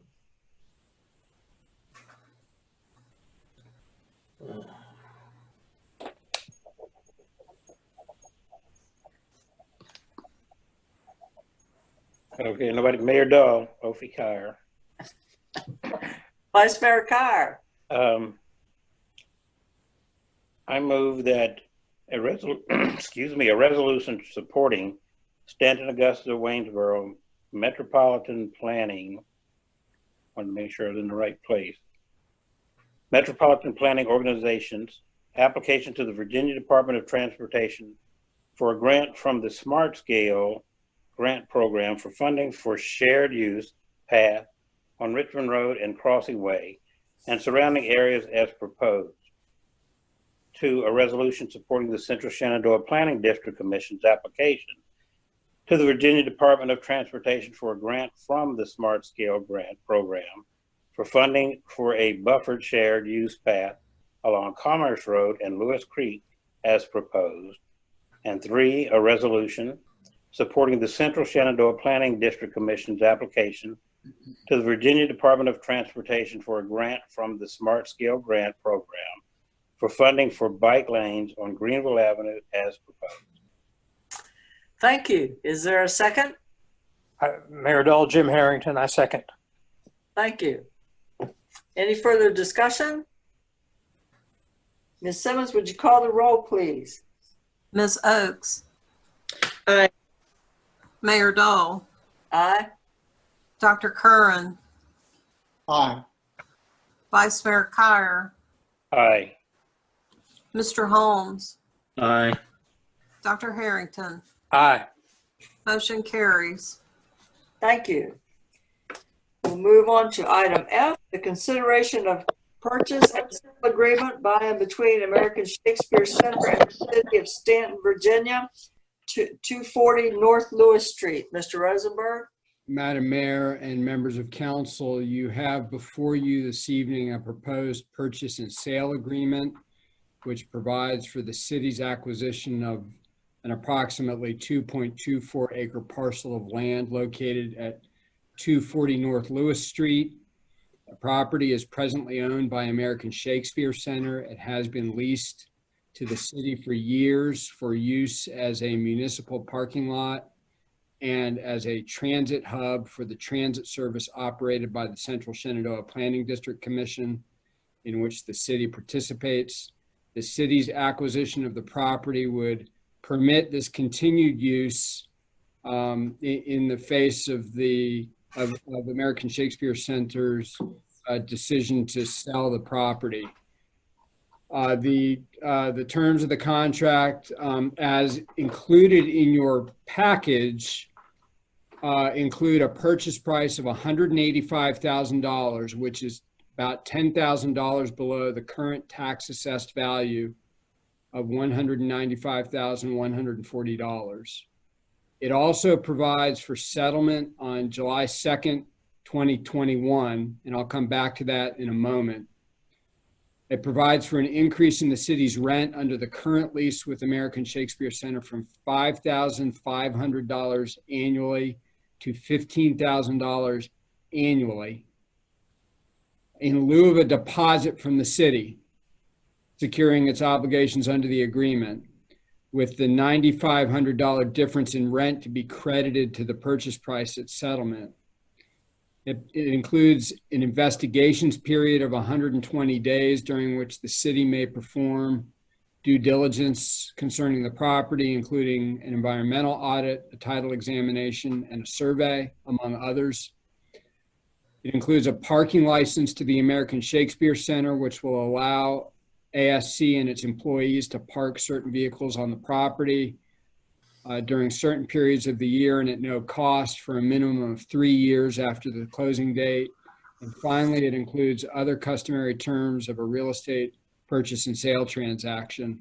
Subsequent to the publication of the agenda materials, I've followed up in an email to members of council concerning movement of the closing date from July 2nd, 2021, which would be in FY 2022, to a date that would be in FY 2021 to be determined. And if it is council's desire to proceed in that manner, utilizing funds which have been identified as undesignated CIP funds, I have also provided to council members a motion as an alternative to that is included in the agenda briefing. So it could be that council chooses to proceed with the contract as included in your agenda materials, in which case you would use the motion in the agenda briefing, or alternatively, if council would like to move the closing date up so that it occurs in the coming fiscal year, then it would be appropriate to consider the motion that was included in the email that I sent to you this afternoon. I'd be pleased to answer any questions you have. Council members, do you have questions?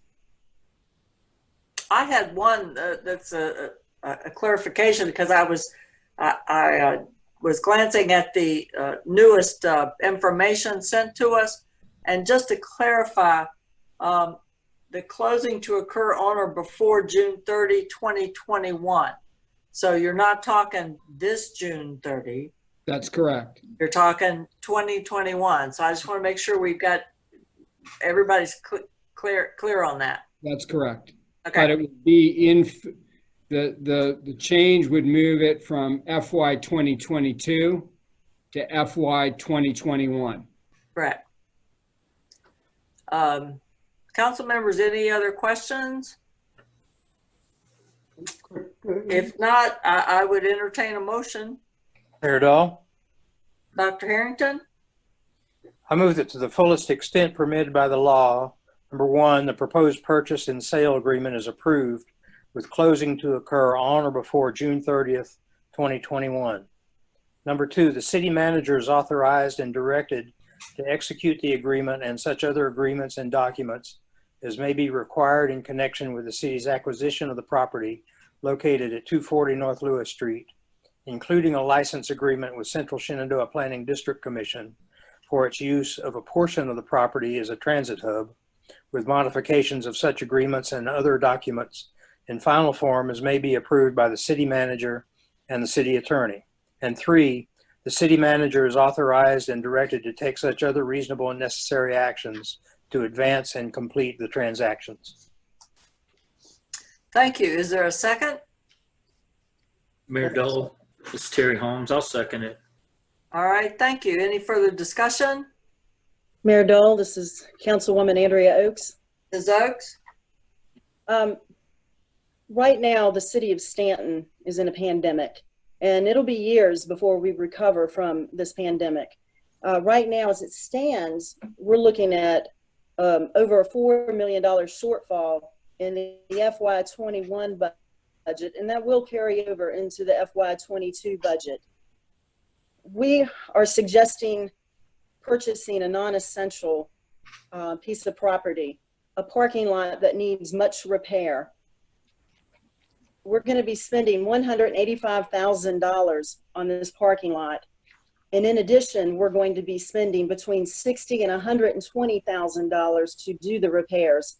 So the low amount on that's $245,000. An alleged high is $305,000. This is the most expensive route with the maximum future expenditures that could be chosen. I understand that the American Shakespeare Center came to us with the offer of buying the property because they no longer needed the property for their original use. But again, we are in a pandemic and we are in uncertain times.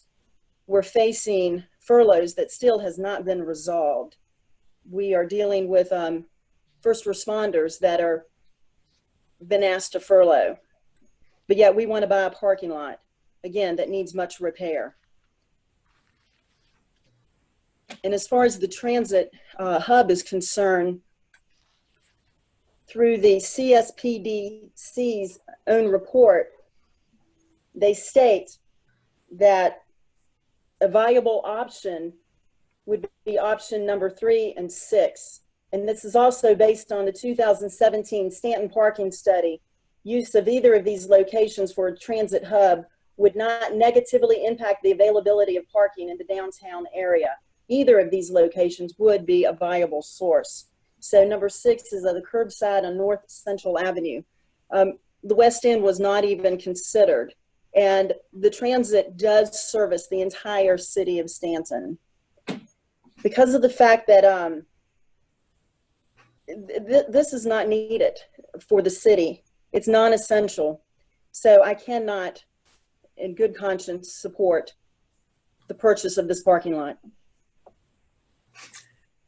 Any other questions, comments, discussion? Mayor Dole. Mr. Holmes? Yes, it's Terry Holmes.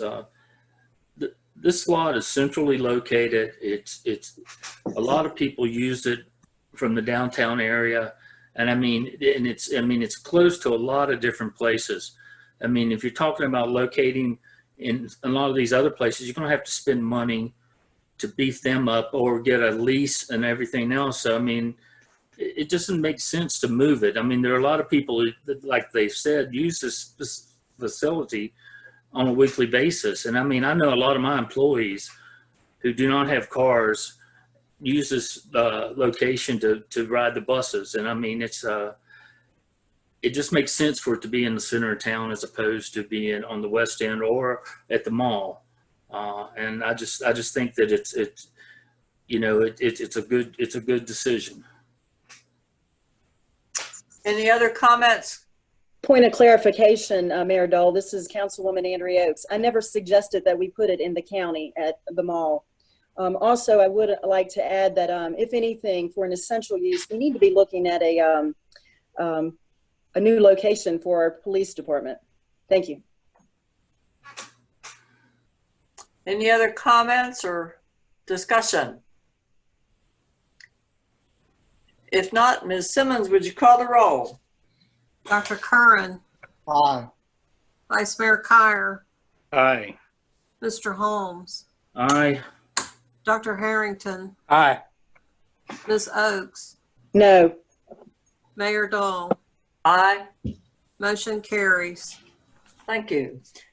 The next item is the item G, consideration of resolution of the Council of the City of Staunton, Virginia, giving notice and establishing time and place of Council's July 1, 2020 organizational meeting as 12 noon at A.R. Ware Elementary School. Mr. Rosenberg.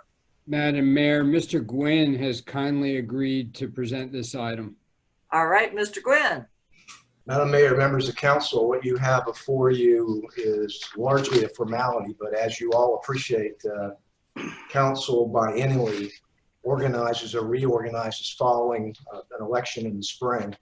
This resolution consists of about 2.5 pages, about 2 pages of which are just recitals of various provisions of the law and some history, formally gives notice and memorializes that council's organizational meeting will be held on July 1, which is next Wednesday at A.R. Ware Elementary School. Since these agenda materials were published to the city council members and to the public, I recommended to the city manager that in line 105, several words be struck. And the reason I made that recommendation and actually had the modified version of the draft resolution forwarded was because we continue to get a series of orders from the governor, and not knowing what necessarily the governor may issue between now and next Wednesday, we simply removed the language of limited to 50 persons, not to suggest that that would not be an appropriate or an applicable limit under any governor's orders, but simply so we would have flexibility and it would be understood that we have flexibility.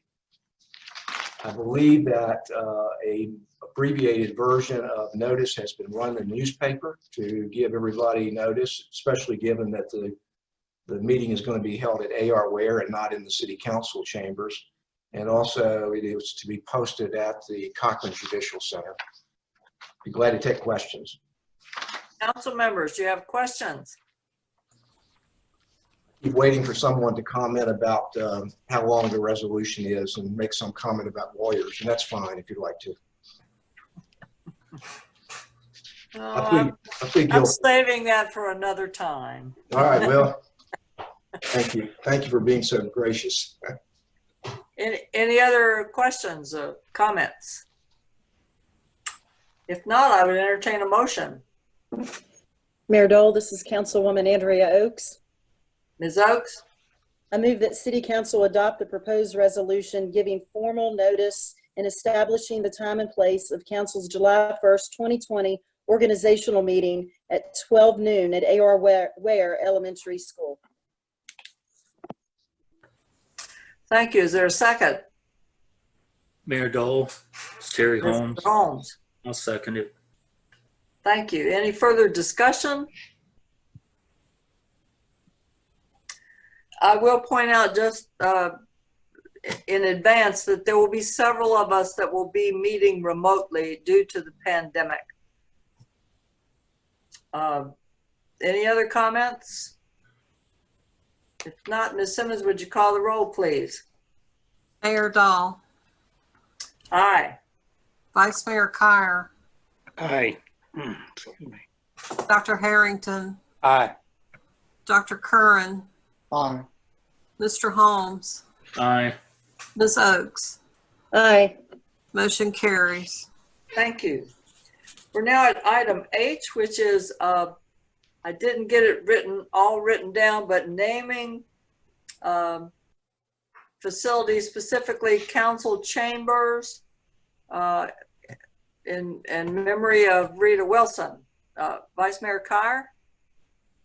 Yes, so Mayor Dahl, I pulled up the council procedure memorandum number 14, and it states it shall be the policy of City Council to receive and approve requests to name public facilities as hereafter specified. The naming of the public facilities shall be in honor of an individual, group, business, or organization that has made an exceptional contribution to the City of Staunton, the Commonwealth of Virginia, or the United States. And this would include several, but I'm going to go to item C, which states individuals who have been deceased at least 2 years, who have made significant contributions to the quality of life of Staunton residents, or significant contribution to the Commonwealth of Virginia or the United States. And with that, I have to say that Rita Wilson fits all of that criteria, in that it also states that you should tell a little bit about that, why you want to do this. So Rita Wilson was born in 1940 and was with us until 2016. Rita used to talk at events and share a story of how she worked as a maid and had to clean, of course, the house and the bathrooms and so forth.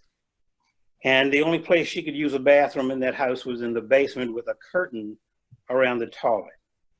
Rita went from that to the vice mayor of the city of Staunton.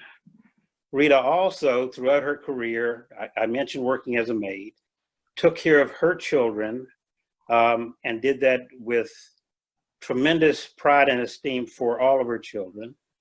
When they grew, Rita went to work for actually the prison system, I think it was first, but she became a social worker. She actually went back to college, got her degree in social work, and worked as a social worker in this area for 27 years. She served as on Staunton City Council for 16 years, being vice mayor for part of that period of time. She was also a member of the Staunton Rotary Club, who sent her as an ambassador to Thailand. Thailand. She also belonged to the Shenandoah Valley Kiwanis, to the NAACP, the Virginia Foundation of Colored Women's Club, the school board, and the Frontier Culture Museum board. So needless to say, all of us, or many people, have done great things for our city, but there are also other things that Rita contributed to this city. First of all, she stayed in the neighborhood where she lived and renovated her house, which is now has a historical marker. She took great pride in the Johnson Street neighborhood and was one of the founders and formers of the CIA. And no, I'm not talking about the government, but the Community Involvement Awareness Committee that went throughout the city talking to the people in that neighborhood to see what needed to be done. She worked with our city to come up with the funding to do renovation and remodeling to homes throughout that area, which also led to habitat building in the, I can't remember the name of the garage that used to be there, but a tremendous, well, a removal of that garage and a tremendous asset in the houses that were built to that community. She also held public events in that community at least once a year, pulling the people from out of their houses in the neighborhood and doing a community-wide cleanup, which the city, of course, helped with in offering their dump trucks to pick up trash. I worked with her on that. The police department was there. They provided hot dogs and games and so forth for the children. So that's what a community leader is. And she has fit every one of the examples required to have this honor. So with that, I am moving to have the City Council name the Staunton City Council Chambers the Rita S. Wilson Council Chambers in honor of Rita Wilson. Well, thank you. Was it Peaceful Valley? Peaceful Garage? Valley, that's it, yes, yes. All right, so I have that motion. Do I hear a second? Mayor Dahl, it's Eric Kern. I'd like to second. All right, thank you. Any further discussion? Mayor Dole, this is Councilwoman Andrea Oakes. Ms. Oakes? I would like to say that I'm glad to see that this was moved up from the July 9th agenda to this agenda, because Rita Wilson deserves this honor, and she deserves it tonight. Because I can remember when I was first elected to the city council, she said, Andrea, I'm going to give you some advice. Listen more than you speak. In that caucus room, that's where the real work gets done. So this is very appropriate, and thank you. Any other comments, thoughts? I will say that, you know, I served with Rita for a few years, and it's her fault that I had to sing Mustang Sally at the Virginia Municipal League Conference. Anyway. Mayor Dahl? Jim Harrington. Yes, Dr. Harrington. I hope it doesn't prolong things too much for me to share one little anecdote about Rita. When I was chairman of the school board, there was hard to believe, but there was a period of time when there was a little bit of tension between the school board and the city council. And there was funding for an important project at stake. And there were some hurt feelings and some angry folks on both sides, and it looked, for at least for a moment, at least to me, that the initiative might go up in smoke. And I was down doing the political thing. I was schmoozing with all the members of council and trying to get things right. And when I got to Rita, she said, Jim, it's gonna be all right. I said, really? How come? She said, it's just gonna be all right. Just go out, sit in the meeting, and watch us what we do. We're going to do it right. And it just made me feel good. And I've remembered that fondly and gratefully many, many times. And it's one of my enduring memories of Mrs. Wilson. And I'm very much in favor of naming that room after her. All right, any other comments? And I will add that Rita always impressed me because she knew everything that was going on in this city. Nothing escaped her attention. So I think this is entirely appropriate, and I think it's appropriate that Vice Mayor Kier made this motion, because she was probably his mentor in terms of getting into city council work. And so it just seems right. So Mayor Dahl, if I may share, yeah. After reading that about her, you're correct in that when I did finally run for city council, she would call me consistently, but then she finally said, look, I'd like to retire. I can't retire until you step forward. When she first ran for city council, or prior to that, Billy Vaughn and I had a meeting together at her house. And the conversation was, who's going to run for city council? My statement to her all those years ago was, why don't all three of us run for city council? And we decided that it wasn't neither my time or Billy's. And Rita said she was ready to run.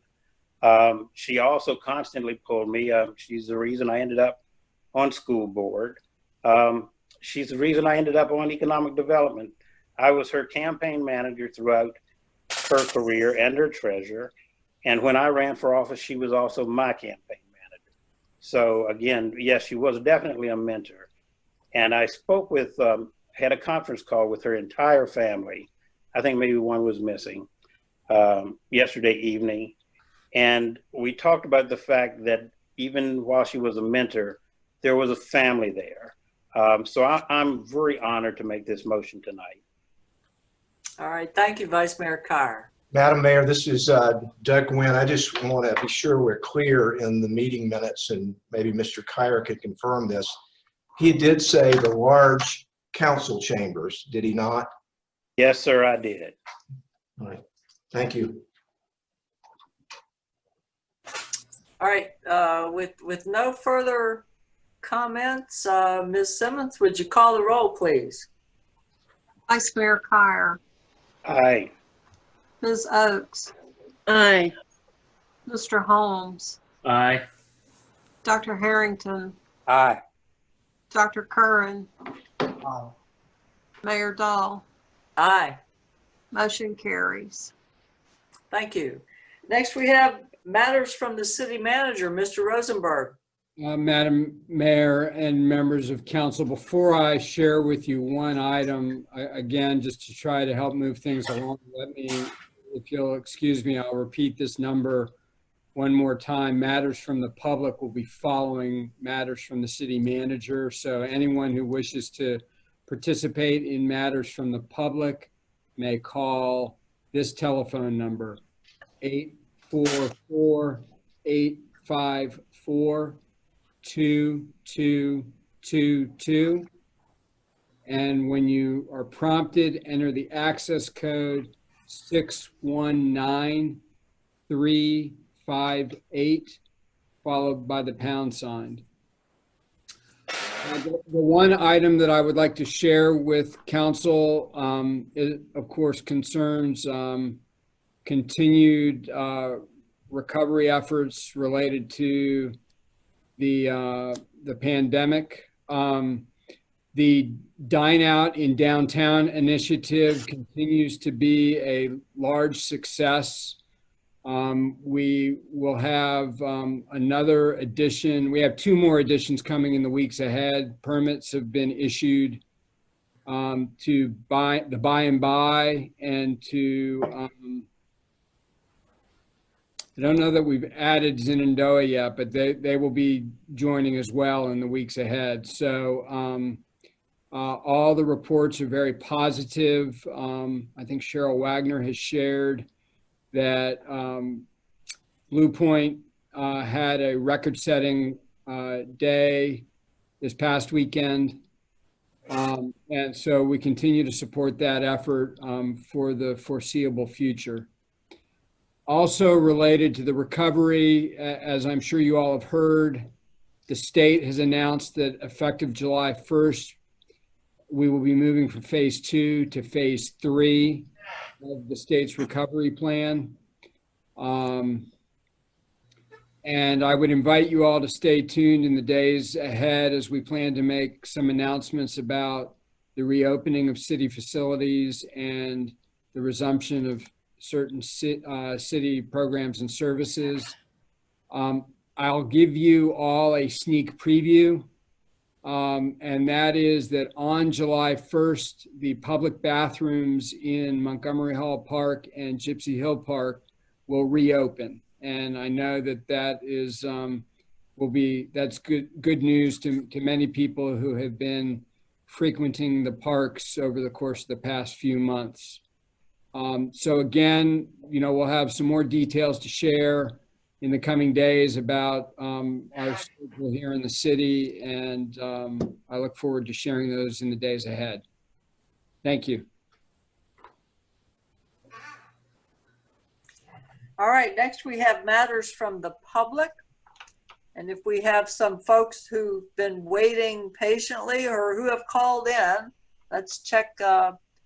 We have We have a caller whose phone number ends in 47. You're now up. If you give your name and address. Yes, this is Baldwin Jennings, 332 Sharon Lane, Staunton. First, I want to thank the past council members for all the service and everything they did.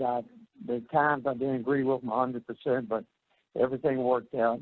And then as far as Rita Wilson goes, Rita was a great gal. She did a lot for the city. She supported me on quite a few of my projects I did. And I think you're doing an outstanding thing by naming the council in her honor. Thank you much. All right, thank you. Let's see, the next the next caller, their phone number ends in 87. You are now up. My name is Joel Marie Garcia. Hi, my name is Joel Marie Garcia. I'm at 411 Austin Avenue, and I am calling to urge City Council members to work with the superintendent and the school board to support Staunton in becoming a My Brother's Keeper community.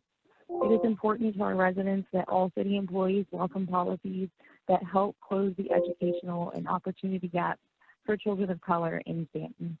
Thank you for your time. Thank you.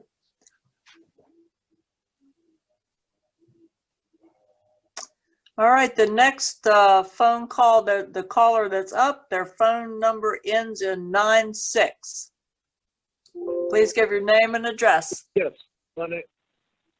yes, ma'am. My name is John Hutchinson. I live at 118 Madison Place in our fair city, and I am the executive director of Valley Conservation Council, and I just wanted to express the council's appreciation for the council's reenactment of the agricultural and forestal districts.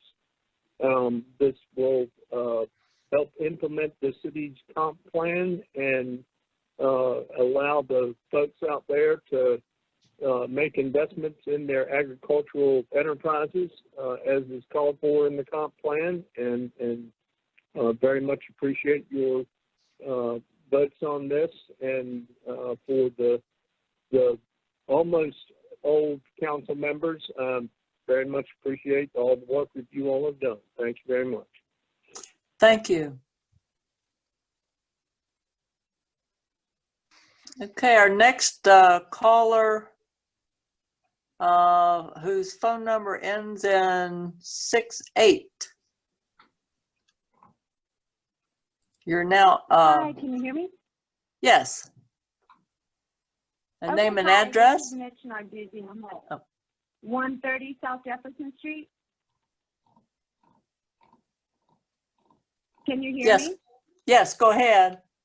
Okay, I'll go ahead. Yes, I just wanted to call in to just express my deepest gratitude for the service that council members Pryor, Kern, and Harrington have paid to our community, how they showed up in integrity for the betterment of all. And I also want to express some concern over going forward with the new council coming in. I would just hope to see that the incoming council members, Jarvie Robertson and Gaffney, represent our community in the same way.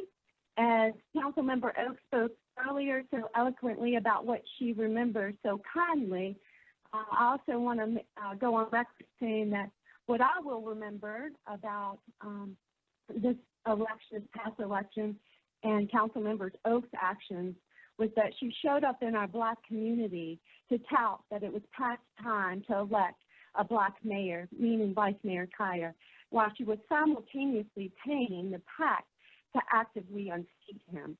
So I just want to make sure that this goes on public record, that there are people in our community that understand this. And her comment on the purchase of the public transit parking lot also goes to show how tone deaf she is to the needs of our low-income community. So I just wanted to let everyone else out there know that's listening that I see it, I will stay on top of it, and I will continue to bring attention to that. Thank you. Thank you. Our next caller that's up Your phone number ends in 11. Please give your name and address. Joshua Rose, 1500 North Coulter Street, apartment B11. I'd like to apologize for earlier calling during the wrong portion of the city council meeting, during the public hearings meeting, when my comments were in relation to the matters from the public portion. So I would just like to restate that I support the city council pledging to the My Brother's Keepers Alliance. And I would also like for the city council to put a public statement out in support of the name change of the Stonewall Jackson Hotel and Conference Center.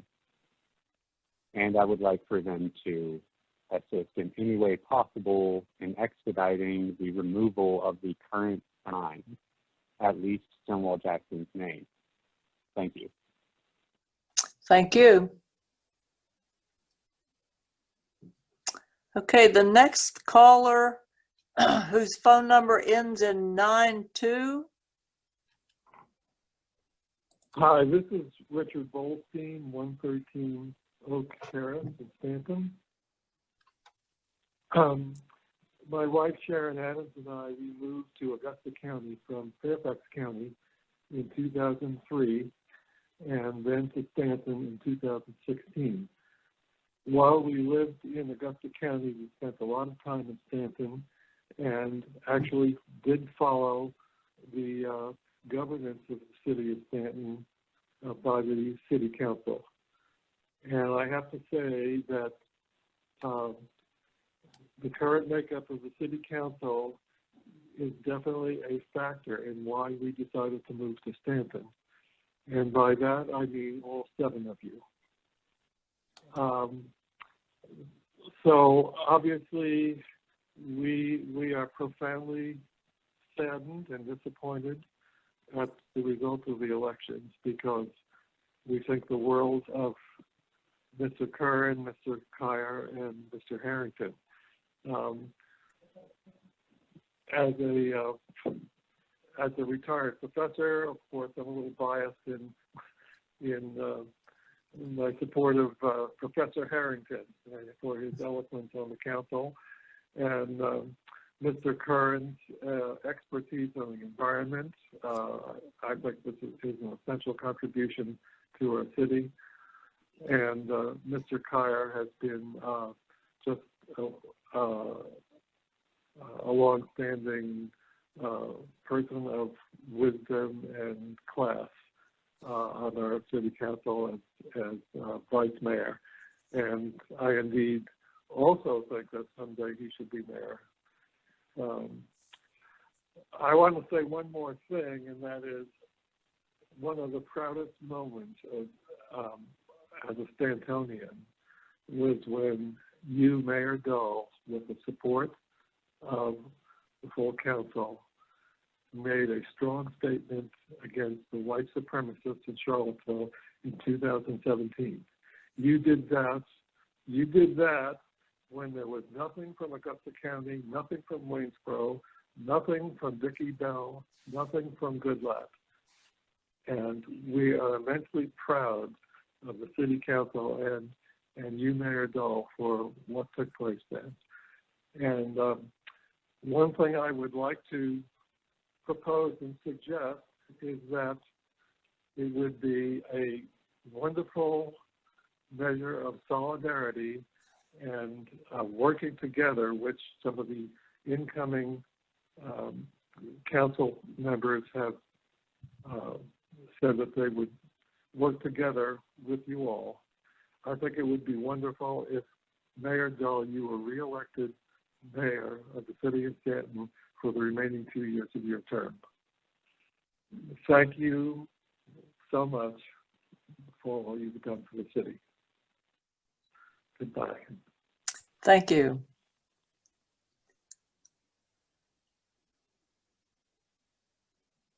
Okay, the next caller, the phone number ends in 73.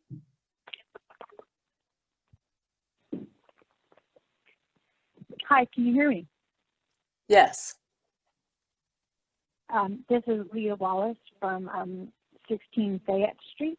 I am calling in also to express gratitude to the City Council for the statements that you have made both after Charlottesville and in your last meeting, condemning racism, systemic racism in our society at large and both in our communities here in Staunton, and pledging to do what you can to dismantle these systems as they appear. And so I'm calling in to also request that City Council, while we still have the chance and we still have you guys in, affirm your support for the Stonewall Jackson's name change and applaud them for following through on the city's promise to stop glorifying monuments to slavery. I would also ask that the City Council do what they can to shepherd in the next class as alliances to the My Brother's Keeper Alliance and affirm the commitment to close the education gap in our schools and make sure opportunities and second chances are available to students of color so that we can continue to move forward in a society that doesn't continue to glorify slavery. Thank you. Thank you.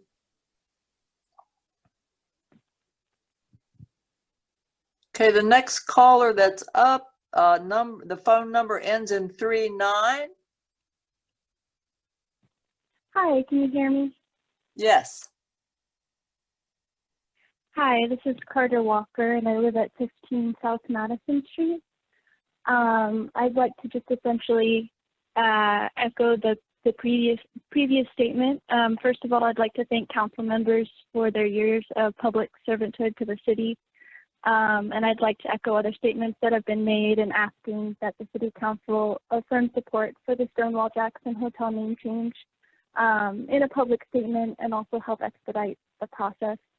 And I'd also like to say that I support City Council pledging to the My Brother's Keeper Alliance to help close opportunity gaps for people of color, particularly in education. Thank you. Thank you.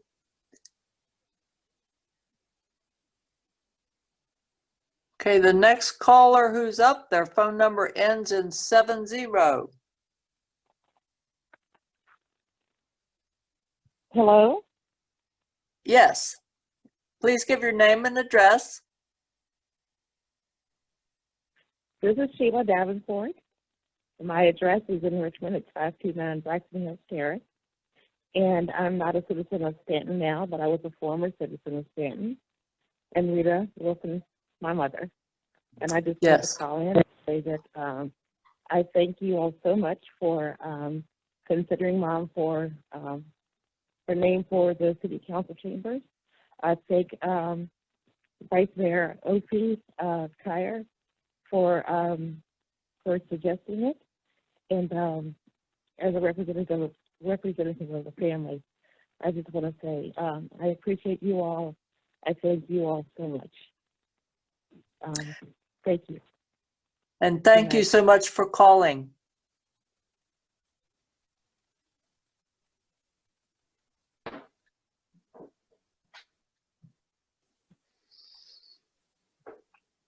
Okay, the next caller, the phone number ends in 93.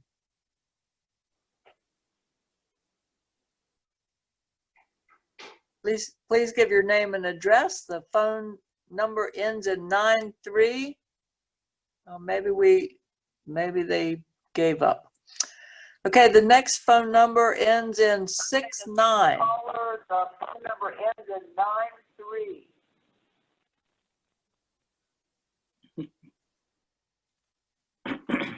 Please give your name and address. The phone number ends in 93. Maybe they gave up. Okay, the next phone number ends in 69. Yes, this is Barbara Lee at 904 Rockaway Street, Staunton, Virginia. And I want to let Andrea Oaks know that when she came to a black church and she told a white lie on a black man, I do not support what she did during this election. That's all I have to say. Thank you. Thank you.